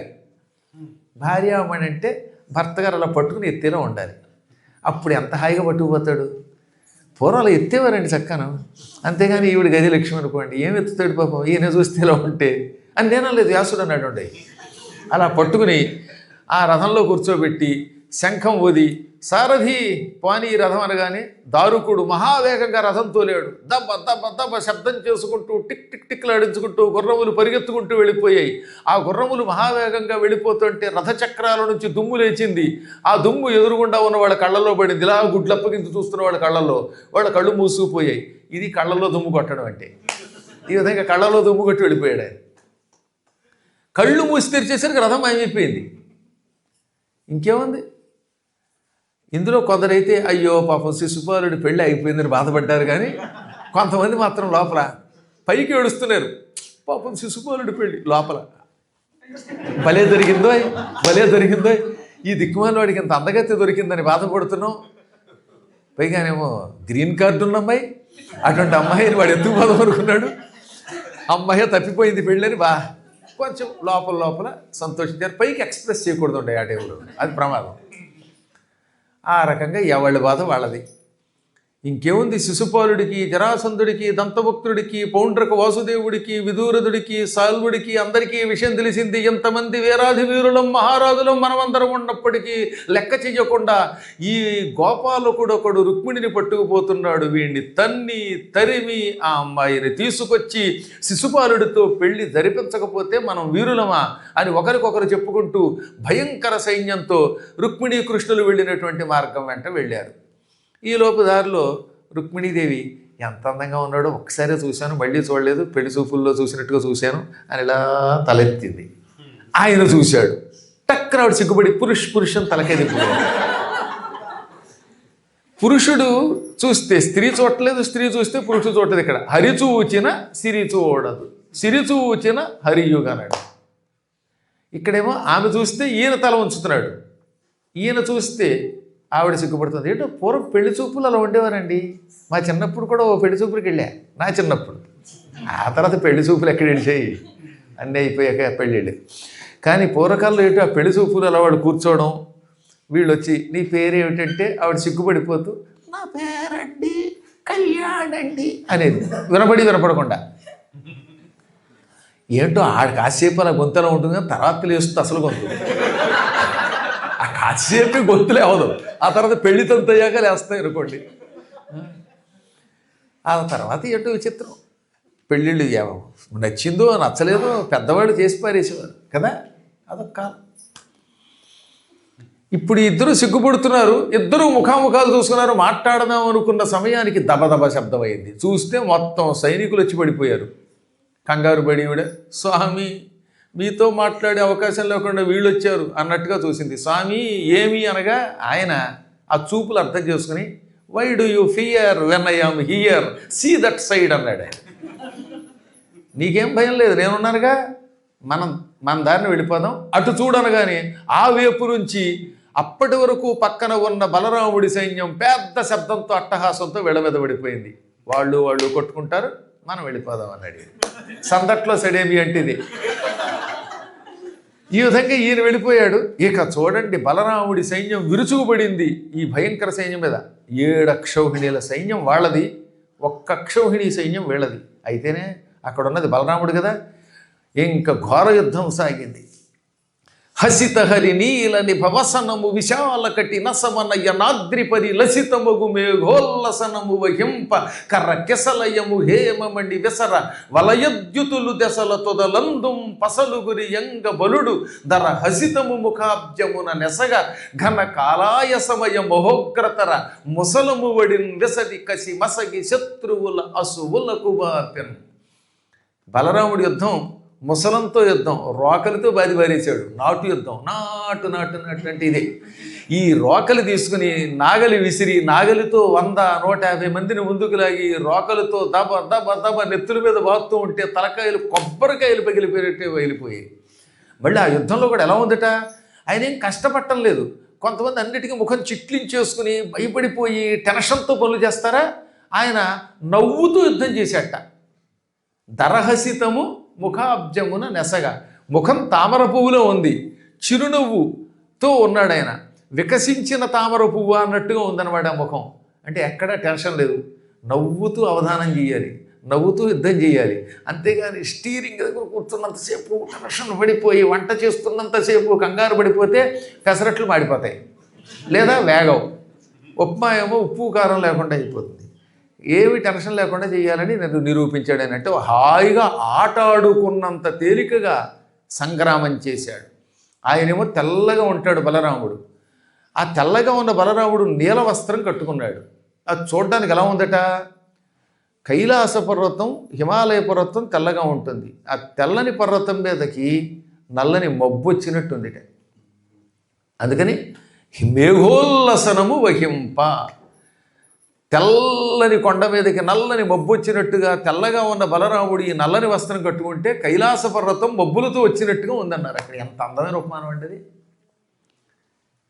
అసమనయనాద్రి, అసమనయనుడి యొక్క అద్రి.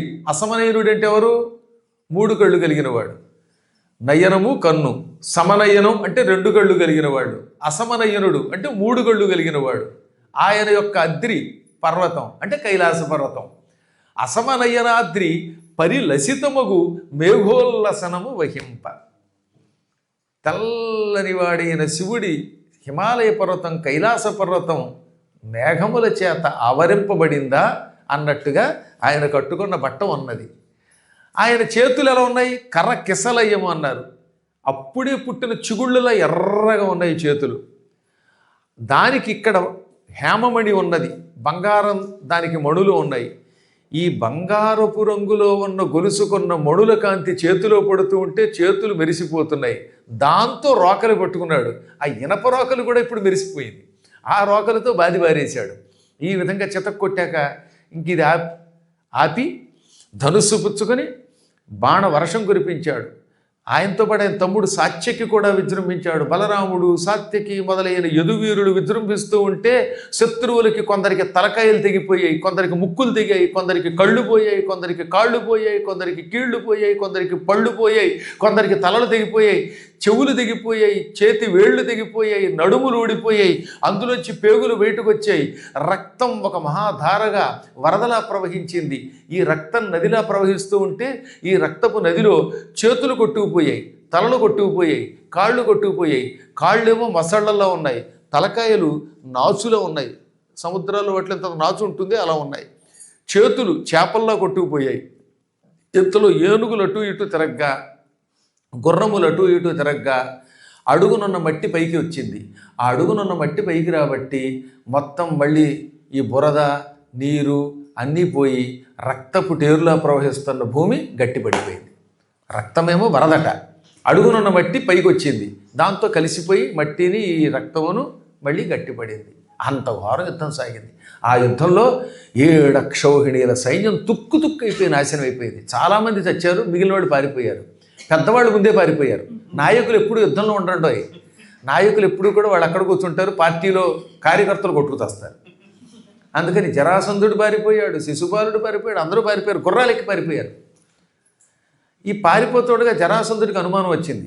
పక్కనున్న వాడికే చూసి, మనం పారిపోయాం బాగానే ఉంది, పెళ్లి కొడుకు బతికున్నాడా లేదా, పెళ్లి కనుక వచ్చిన వాడికి తద్దినం పెట్టాల్సి వచ్చిందా కొంపదీసి అని ఇలా చూస్తే దూరంగా ఉన్న గుర్రం మీద ఉన్న శిశుపాలుడు కనపడ్డాడు. వాడి దగ్గరికి నానిచ్చి, పగతుర చేతిలో పడక ప్రాణము తోడుతనున్నవాడవే. ఒరే నువ్వు చచ్చిపోయావు అనుకున్నాను రా, శత్రువుల చేతిలో పడలేదా, ఇంకా ప్రాణంతోనే ఉన్నావా, ఆహా నువ్వు బతికే ఉన్నావు, గట్టి పిండానివి అన్నాడు. దాంతో అసలే ఏడుస్తున్నాడు వాడు, ఇంకా ఏడ్చాడు. అంటే మీ దృష్టిలో నేను చచ్చిపోవాలనుకుంటున్నారా, నేను పోవాలనుకుంటున్నారా అని ఏడిస్తే మా ఉద్దేశం అది కాదు నాయన, ఇంత భయంకర యుద్ధంలో ఎంతోమంది వెళ్ళిపోయారు కదా, నువ్వు కూడా పోయావేమో అనుకున్నావు, అదృష్టం బతికావు, నువ్వు బతికున్నావు కాబట్టి మాకు ఆనందమే, ఏడవకు. శరీరంలో ప్రాణం ఉందని భావించు. ఇవాళ యాదవులకి కాలం కలిసి వచ్చింది, కృష్ణుడి అనుగ్రహంతో విజయం పొందారు. ఒకప్పుడు మనం ప్రపంచాన్ని జయించాం, మనం ఓడిపోయాం. రవి అస్తమించని సామ్రాజ్యాన్ని తురకాళ్ళు ఆక్రమించుకోవటం లేదు ఇప్పుడు, బ్రిటిష్ సామ్రాజ్యాన్ని. కాలం అంతే మారిపోతూ ఉంటుంది, పైన ఉన్నవాడు కింద పడతాడు, కింద ఉన్నవాడు పైకి వస్తూ ఉంటాడు. అలాగే ఎప్పుడు ఎవరికి విజయం వస్తుందో ఎవరికి పరాజయం వస్తుందో ఏమీ తెలియదు. మన కాలం బాగుంటే మళ్ళీ మనం జయిస్తాం, అంతవరకు నోరు మూసుకోవడమే ఉత్తమం. నేను 17 పర్యాయములు కృష్ణుడి చేతిలో చావు దెబ్బలు తిన్నాను. బలరాముడు నన్ను వదిలిపెట్టాడు, సైనికులు పోయారు. 17 మార్లు ఓడిపోయినందుకు, బలరాముడి వల్ల అవమానం పొందినందుకు నేనేం దుఃఖించలేదు. 18వ మారు నేను విజయం సాధించాను, దానికేం గర్వము పొందడం లేదు. కాబట్టి జయాపజయాలు దైవాధీనములోని జరాసంధుడు ఎంత గొప్ప వేదాంతం బోధించాడో. అయినా ఏడుస్తూ ఉంటే ఏడవకే, పెళ్లి తప్పిపోతే ఇంకో పెళ్ళి వస్తుంది, కొంపే ములిగింది. బ్రతుకవచ్చు వడల్ల ప్రాణంబులుండిన బ్రతుకు కలిగనే నీ భార్య కలదు, బ్రతికి తీవు భార్య పట్టు దయ్యమెరుంగు వగవవలదు చైద్య వగవవలదు. నీ శరీరంలో ప్రాణం ఉంటే ఎలా అయినా బతకచ్చు. ఏదో వేసవ వస్తే ఇంగ్లాండ్ వెళ్ళి డాక్టర్ గారి ఇంట్లో పెసరట్టు ఉప్మా తిని బతకచ్చు, ఒంట్లో ప్రాణం అంటూ ఉంటే. అసలు బతికితే భార్య వస్తుంది, చచ్చి ఉంటే నీకు పెళ్ళి అవకాశం లేదు కదా. కాబట్టి బ్రతికేవు, సంతోషించు. ఈ పెళ్ళం కదా ఇంకో పెళ్ళం వస్తుంది, గంతకి తగ్గ పొంత. బోల్డ్ మంది ఉన్నారు ఈ ప్రపంచంలో, ఎవరో ఒకడు బుట్లో పడకపోతారా, నీ లవ్ జిహాద్లో పడకపోతారా. కాబట్టి ఏడవకు, ప్రాణం ఉందని ఆనందించు. చైద్య నీ భార్య సంగతి దేవుడెరుగు, నువ్వు బతికావు అనగా భార్య వస్తుంది కానీ రుక్మిణి రాదుగా అన్నట్టు. మళ్ళీ ఇదో గొడవ. కొంతమందికి పిచ్చి ఉంటుందండి, ఎవరినో ప్రేమలో పడతారు, ఇక అది తప్ప ఇంకొకటి మీద కడదు. ఇంకెన్ని ఫోటోలు వచ్చినా మాకు వద్దంటారు, కారణం అదేదో ఉంటుంది మనస్సులో. అది దక్కదు ఇది దక్కదు, అతో భ్రష్ట ఇతో భ్రష్ట సర్వభ్రష్టస్య సుందిరహ అన్నట్టు అవుతుంది. అందుకని వీడు ఏడ్చాడు కానీ తర్వాత పెళ్లి చేసుకున్నాడు. ఏం చేస్తాడండి, ఆ పిల్లకి పెళ్ళి అయిపోయింది, ఇంకేం తర్వాత చేసేది లేదు. అందుకని ఏడుస్తూ పోయాడు. అక్కడ రాశారు, భార్య తనకెంతో ఇష్టురాలైన భార్య పెళ్ళైన కొత్తల్లో మరణిస్తే ప్రేమికుడైన భర్త ఎంత బాధపడతాడో అంత బాధపడ్డట్టు. పెళ్ళి అవ్వకపోయినా ఇష్టురాలైన భార్య మరణించినంత వేదన పొందేటవాడు. అంటే ఎంత గాఢంగా ప్రేమించాడు వాడు రుక్మిణిని. మూర్ఖుడు కానీ జగన్మాత వీడికి ఎలా దొరుకుతుంది, కర్మ. ఇంకా ఇక్కడ అందరూ ఇలా పారిపోయారు కానీ రుక్మిణి అన్నగారు రుక్మి వాడు మాత్రం పళ్ళు పటపట కొరికాడు, మీసం మెలివేశాడు. మహాపరాక్రమవంతుడు, భీష్మక మహారాజు కుమారుడు, జ్యేష్ఠపుత్రుడు అయిన ఈ రుక్మిణి లెక్క చేయక ఈ గోపాలుడు వెన్నముచ్చు నా చెల్లెల్ని పట్టుకుపోతాడా, వీడిని చీల్చి శిక్షించి సంహరించి నా చెల్లెల్ని తీసుకొచ్చి మళ్ళీ శిశుపాలుడికి ఇచ్చి పెళ్లి చేస్తాను. నేనే గనక నా చెల్లెల్ని ఇక్కడికి తీసుకురాకపోతే మళ్ళీ కుండినపురంలో అడుగు పెట్టను. రాజకీయ సన్యాసం తీసుకుంటాను అనలేదులేండి, నగరంలోకి మాత్రం అడుగు పెట్టను, కుండినపురంలో అడుగు పెట్టను అని భీష్మకుమారుడు భీష్మ ప్రతిజ్ఞ చేసి రథమెక్కి అక్షౌహిణి సైన్యం తీసుకుని వాడు కృష్ణుడు వెంటబడ్డాడు.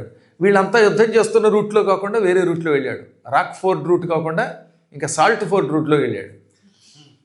గూగుల్లో బోల్డ్ రూట్లు ఉంటాయి, మనకి తెలియకపోతే ఈ ఒకటే రూట్ అనుకుంటాం. కానీ అందుకని వాళ్ళు యుద్ధం చేస్తున్న వైపు కాకుండా అరణ్య మార్గం ఒకటి ఉంది రెండు మధ్యలో, ఆ ఫారెస్ట్ రూట్లో వెళ్ళి కృష్ణుడిని చాలా తొందరగానే కలుసుకుని ఏ కృష్ణ ఆగు అని పలికి రథం ఆపించి 3 బాణాలు కొట్టాడు. ఒక బాణం నుదుట కొట్టాడు, మరో బాణం కుడి భుజం మీద, ఇంకో బాణం ఎడం భుజం మీద. ఈ 3 బాణాలు కొట్టగానే బాణాలు దిగి కృష్ణుడి యొక్క నుదుటి నుంచి భుజాల నుంచి రక్తం జివ్వున పైకి వచ్చింది. హే అని వికటాట్టహాసం చేశాడు. బాగా కొట్టానా, ఇక చూడు చితక్ కొడతాను. పిచ్చాడు, 3 బాణాలు కొట్టాడు కానీ వాడికి మూడిందని తెలీదు. అయినా సరే ఏమన్నాడు, ధిక్కరించాడు, నోటికొచ్చినట్టు వదిలాడు.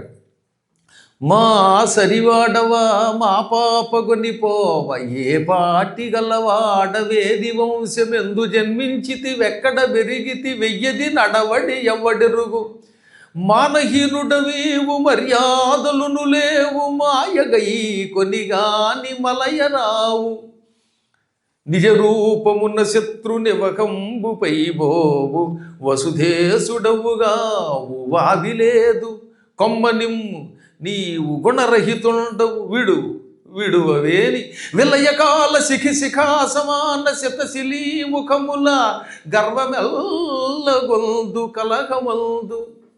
నువ్వు మాతో సమానమైన వాడివా, మా అమ్మాయిని పట్టుకుపోతున్నావు.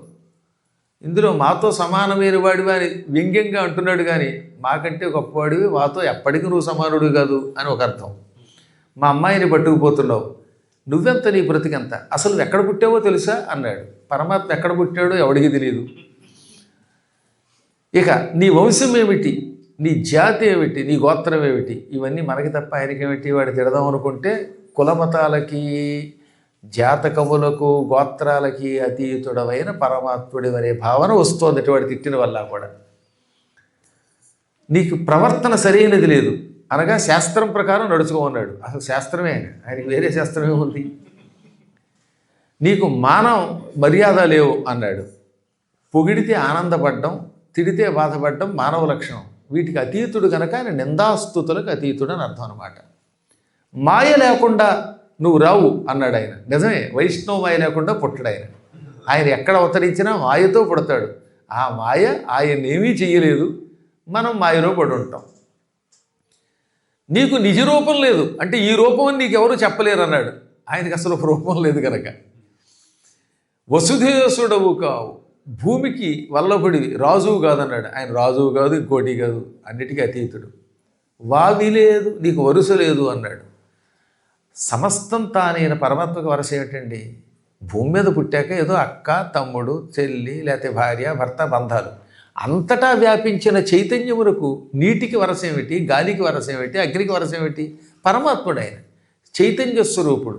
కాబట్టి నీకు ఈ లౌకికమైన వావి వరసలతో సంబంధం లేదని చెప్పకుండా చెప్పాడు. మా అమ్మాయిని నాకు ఇచ్చిపెట్టు, ఇవ్వకపోతే చంపేస్తాను. కారణం నీవు గుణరహితుండవు, త్రిగుణాలకు అతీతుడివి అని చెప్పాడనమాట. పైకి నీలో మంచి గుణములు లేవు అని అర్థం వస్తుంది. అందులో అంతరార్థం నీవు నిర్గుణ పరబ్రహ్మానివి. నా చేతి ధనుస్సును చూచావా? కఠినమైన నా చేతులతో పట్టుకున్న ఈ విల్లు కొండలాంటిది. ఈ కొండలాంటి వింటి నుంచి విడిచిపెట్టే అగ్నిజ్వాలల వంటి బాణాలతో నిన్ను భస్మం చేస్తాను. నీ గర్వం సర్వం కర్వం చేస్తాను. మా అమ్మాయిని పట్టుకుపోతాను అని మళ్ళీ బాణాలు వేస్తే కృష్ణుడు చిరునవ్వు నవ్వి, బావా వెయ్యి బాణాలు అని ఆ బాణాలని మధ్యలోనే తన కోదండం నుంచి విడిచిపెట్టిన బాణాలతో ఖండించాడు. వాడి ధనుస్సు నరికాడు.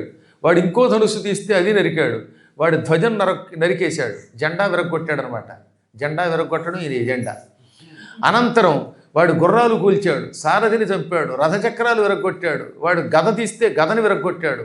వాడు ఖడ్గం తీస్తే ఆ ఖడ్గాన్ని కూడా 3 బాణాలతో నరికి, ఒరే ఇక చాలు నీ యుద్ధం, నీ సంగతి ఏమిటో చూస్తున్నాను, కాచుకో, నేను వస్తున్నాను అని పలికి రథంలో నుంచి 28 అడుగులు కుప్పించి లంఘించాడు.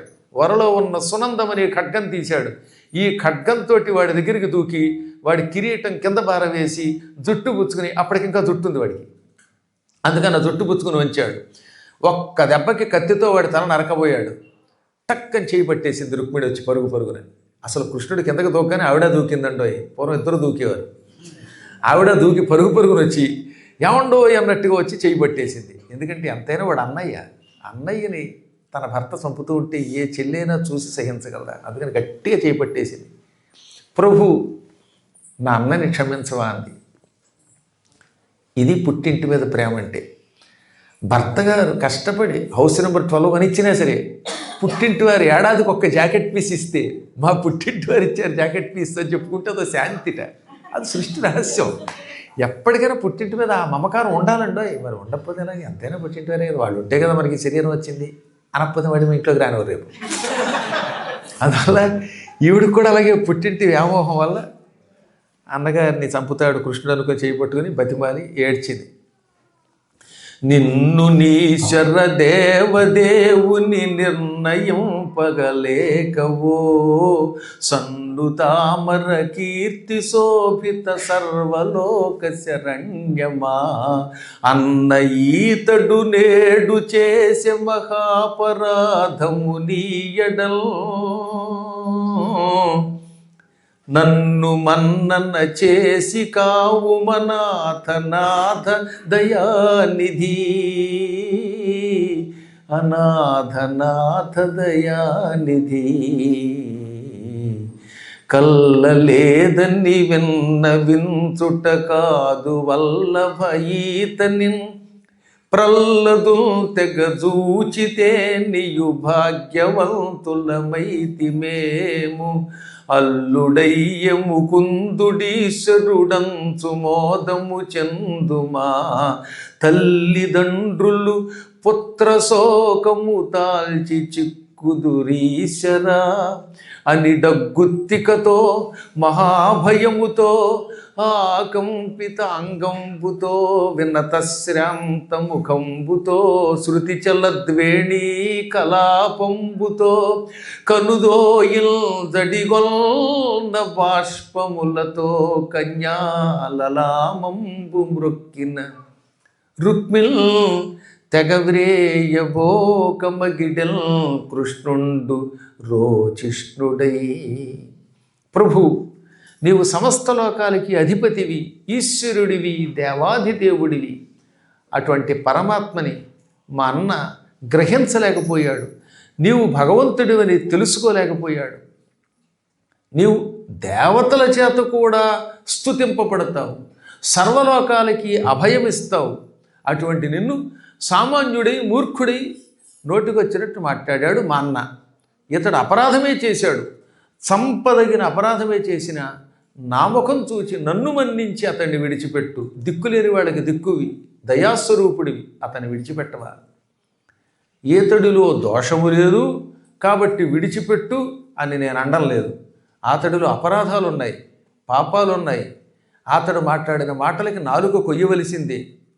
కానీ నేను చెప్పే ఇంకో మాట కూడా దృష్టిలో పెట్టుకో. మా అమ్మకి నాన్నకి నువ్వంటే ఇష్టం.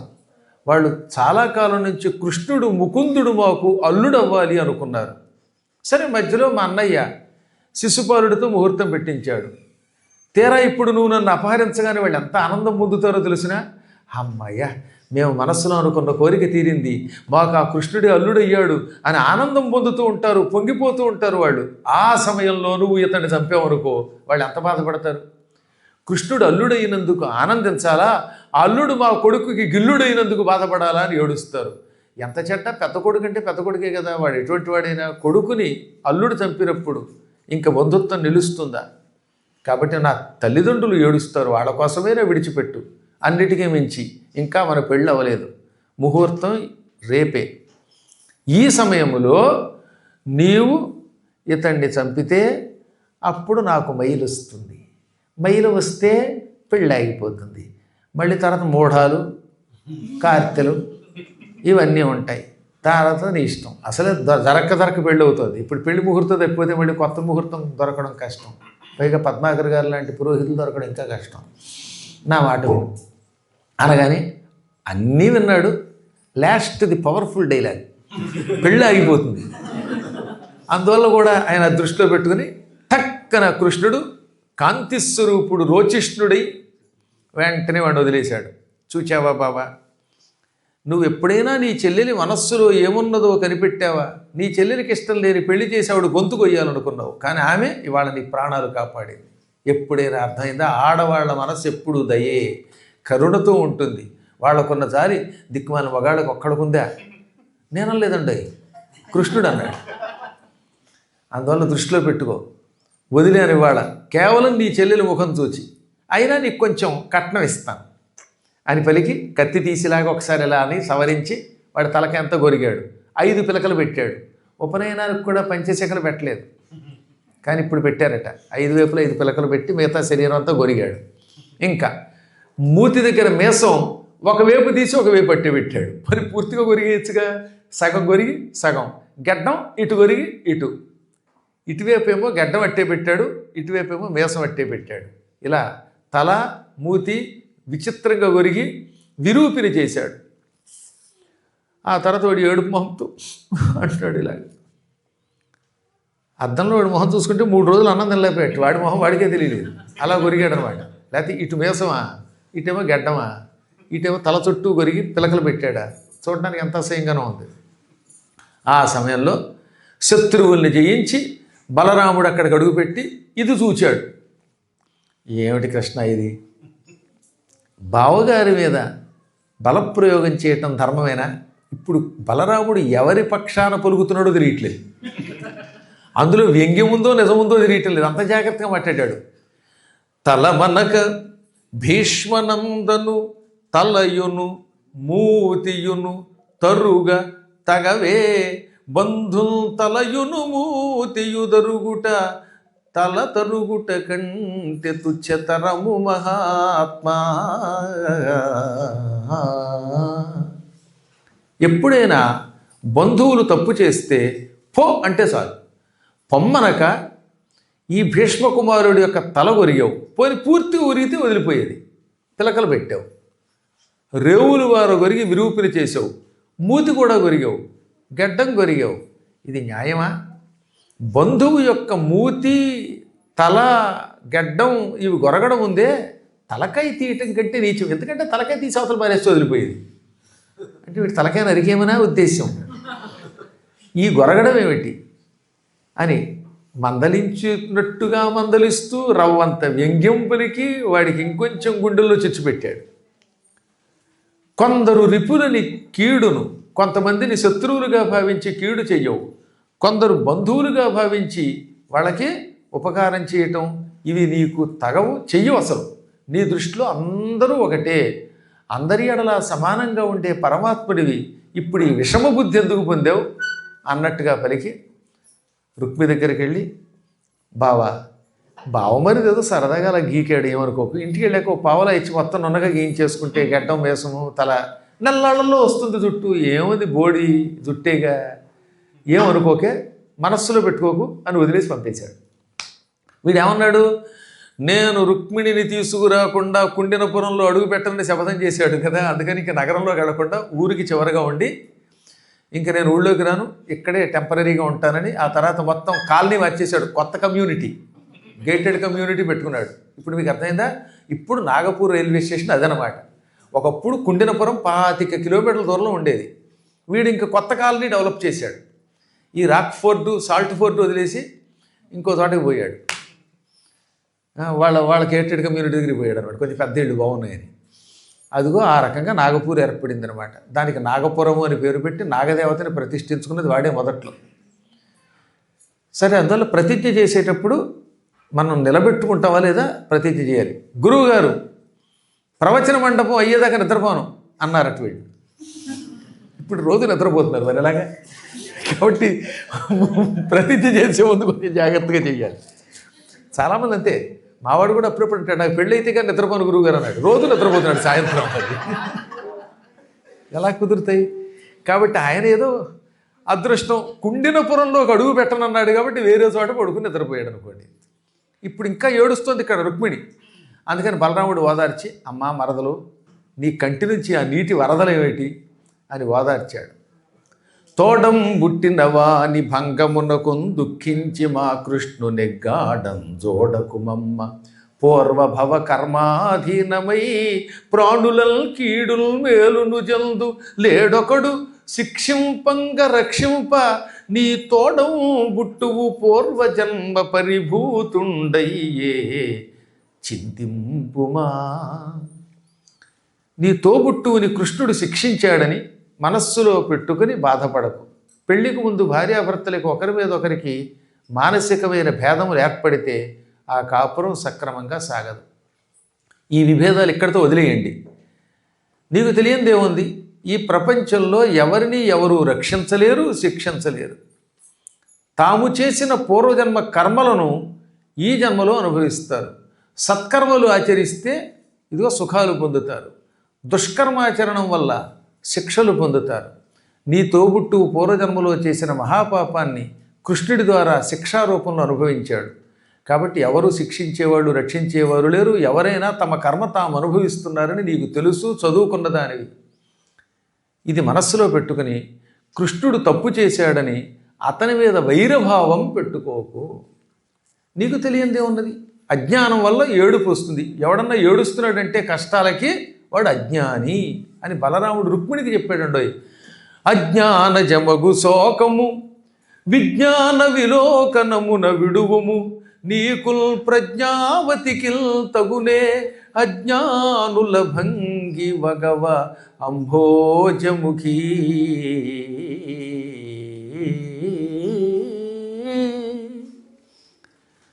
అజ్ఞానం వల్ల, తెలివితేటలు లేకపోవటం వల్ల, శాస్త్రములు చదువుకోకపోవటం వల్ల చిన్న విషయాలకి ఏడుస్తారు చాలామంది. విజ్ఞాన దృష్టితో, జ్ఞానంతో ఆ అజ్ఞానాన్ని విడిచిపెట్టాలి. ఏడ్చాడంటే వాడు అజ్ఞాని. విజ్ఞానం ఉన్నవాడు కష్టాలను దిగమింగుకుంటాడు. ఆత్మబలంతో తనను తాను ఉద్ధరించుకుని అందరినీ ఉద్ధరిస్తాడు.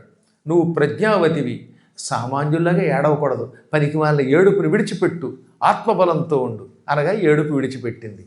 అనంతరం నగర ప్రవేశం చేశారు వాళ్ళు. అప్పటికే నగరం అంతా బాగా అలంకరించారు, టిప్ టాప్గా పందిళ్ళు వేసేశారు, ముత్యాలతో ముగ్గులు పెట్టేవారు. పూర్వం ముత్యాల ముగ్గులు పెట్టినా ఎవరు ఎత్తుకుపోయేవారు కాదు. సీసీ కెమెరాలు అక్కర్లేదు ఆ రోజుల్లో. అనంతరం గర్గాచార్యులు, సాక్షాత్తు బ్రహ్మ కూడా అక్కడికి వచ్చాడు. బ్రహ్మంతటి వాడు స్వయముగా బ్రహ్మత్వం వహించగా మహాత్ముడు కృష్ణుడు లోక బంధువు, లోక గురుడు రుక్మిణీమాతను అక్కడ పెళ్లి చేసుకున్నాడు. ఆ కళ్యాణం మానవమాత్రులు జీవితంలో చూడలేని కళ్యాణం. ధ్రువకీర్తిన్ హరి పెండ్లియాడే నిజచేతోహారిణిన్ మానవైభవ గాంభీర్య విహారిణిన్ సకల సంపత్కారిణిల్ సాధుబాంధవ సత్కారిణి పుణ్యచారిణి మహాదారిద్ర్య సంహారిణిన్ సువిభూషాంబరధారిణిన్ గుణవతీ చూడామణిన్ రుక్మిణిల్. ఈ భూమండలంలో ఇటువంటి కళ్యాణం ఎంతకు పూర్వం ఎప్పుడూ జరగలేదని అందరూ పొగడుతూ ఉండగా తన కీర్తిని శాశ్వతం చేసుకుంటూ శ్రీకృష్ణ పరమాత్ముడు రుక్మిణీదేవిని అదే ముహూర్తంలో పెళ్లి చేసుకున్నాడు. కాబట్టి ఆ ముహూర్తం కృష్ణుడికి రుక్మిణికి పెట్టారు తప్ప శిశుపాలుడి కోసం పెట్టల. ఇలా పనిచేసింది ఆ ముహూర్తం. ఆవిడ ఎటువంటిది? శ్రీకృష్ణుడి యొక్క మనస్సును అపహరించింది రుక్మిణి. ఆవిడ ఉంటే టీవీ గౌరవం ఉంటాయట. ఎవరికైనా నాకు అభిమానం ఉందని చెప్పుకోవాలంటే ఉండాలి, లక్ష్మి ఉండాలి. డబ్బు ఉంటే అప్పుడు ఆ టీవీ వేరేలా కూర్చుంటాడు. దారిద్ర్యంతో ఉన్నాడు అనుకోండి, పక్క వాళ్ళని చూసి ఏడుపు మొహాలు పెడతాడు. అందువల్ల ఆవిడ మాన వైభవ గాంభీర్య విహారిణి అన్నారు. సకల సంపదలను ఇస్తుంది, సాధువులను గౌరవిస్తుంది, పుణ్యము చేసిన వాడికి సంపద రూపంలో వచ్చి అనుగ్రహిస్తుంది. అటువంటి ఆవిడ్ని, అనేక ఆభరణములు ధరించిన దానిని, గుణవంతురాళ్లలో ఉత్తమురాలిని శ్రీకృష్ణుడు పెళ్లి చేసుకున్నాడు. ఆ కళ్యాణానికి అందరూ ఆనందపడ్డారు. ముఖ్యంగా కురు సృంజయ యదు విదర్భ కుంతి నరేంద్రులు పరమానందం పొందిరి. కౌరవులు, సృంజయులు, యాదవులు, విదర్భరాజు గారు, కుంతీపుత్రులు వీళ్ళంతా బ్రహ్మానంద భరితులు అయ్యారు. కారణం కృష్ణుడంటే భక్తి కనుక. ఈ విధంగా కృష్ణుడు శుభముహూర్తంలో రుక్మిణిని పెళ్లి చేసుకుని ద్వారకానగరంలో కాపురం చేస్తూ ఉంటే మొత్తం లోకానికే శుభం కలిగింది. ఆ రోజు నుంచి అనఘ ఆదిలక్ష్మి అయిన రుక్మిణితోడ క్రీడ సలుపుతున్న కృష్ణుజూచి పట్టణంబులోని ప్రజలుల్లసిల్లిరి ప్రీతులగుచు ముక్త భీతులగుచు.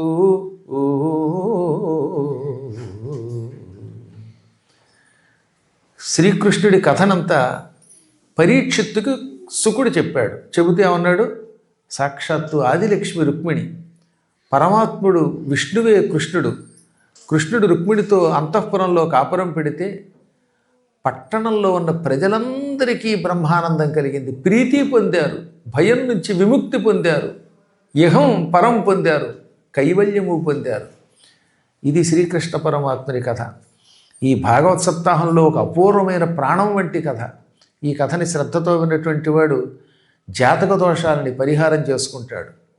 ఇళ్లల్లో ఉన్న వాస్తు దోషాలు పోతాయి, మన సంకల్పములు నెరవేరుతాయి, అవివాహితులకు వివాహమై తీరుతుంది వారి వారి శ్రద్ధని బట్టి. అనేక శుభములనిచ్చే ఈ కళ్యాణం ఈ పూటతో పూర్తయింది. భాగవత సప్తాహం కూడా ఉదయంతో పూర్తయింది. దిగ్విజయంగా ఇంగ్లాండ్ చరిత్రలో 2వ భాగవత సప్తాహం. మొదటి సప్తాహం మాంచెస్టర్లో లాస్ట్ ఇయర్ జరిగింది. ఈ ఏడాది ఈ సప్తాహం జరిగింది. నెక్స్ట్ ఇయర్ ఏ సప్తాహం చేయిస్తారో ఈసారి సుధాబోలి శెట్టికి అప్పగించేద్దాం. వెంకట లండన్లోనే, అక్కడ లండన్లో అద్భుతమైన సప్తాహం అక్కడ కూడా చేసుకుందాం. ఎందుకంటే చిన్న ప్రాంతం నుంచి చివరికి లండన్ దగ్గరికి వెళ్ళాలి. చాలామంది అంతా రోజు లండన్ చూస్తూనే ఉన్నారు మా దేశంలో కూడా పొద్దుటే. కానీ ఇప్పుడు లండన్కి భాగవత ప్రభావంతో శ్రీకృష్ణానుగ్రహం లభించి గ్యారంటీగా నేను చెబుతున్నాను, ఇది హిందూ దేశం అవ్వకపోతే అక్కడ కొద్ది రోజులకి ఈ అందరి యొక్క సంకల్పం నెరవేరుతుంది అని మరొక్కసారి మంగళాశాసనం చేస్తూ, ఇవాళ మీరు చాలా గొప్పవాళ్ళ కింద లెక్క. ఎందుకని శనివారం పొద్దుట లేచి పురాణానికి వచ్చారంటే మీ అంత భక్తులు లేరు. సాధారణంగా శనివారం నాడు పొద్దుట 10ంటికి లేచాక పొద్దుటే లేచిపోయేవాడు అంటారు, పెందలాడే 10ంటికి లేచిపోయారంటారు. అటువంటిది శనివారం అశనివారం కాకుండా పరివారంగా మార్చారు మీరు. రేపు కూడా అంతే. రేపు 8:30కి శుభముహూర్తంలో శతావధానం మొదలవుతుంది.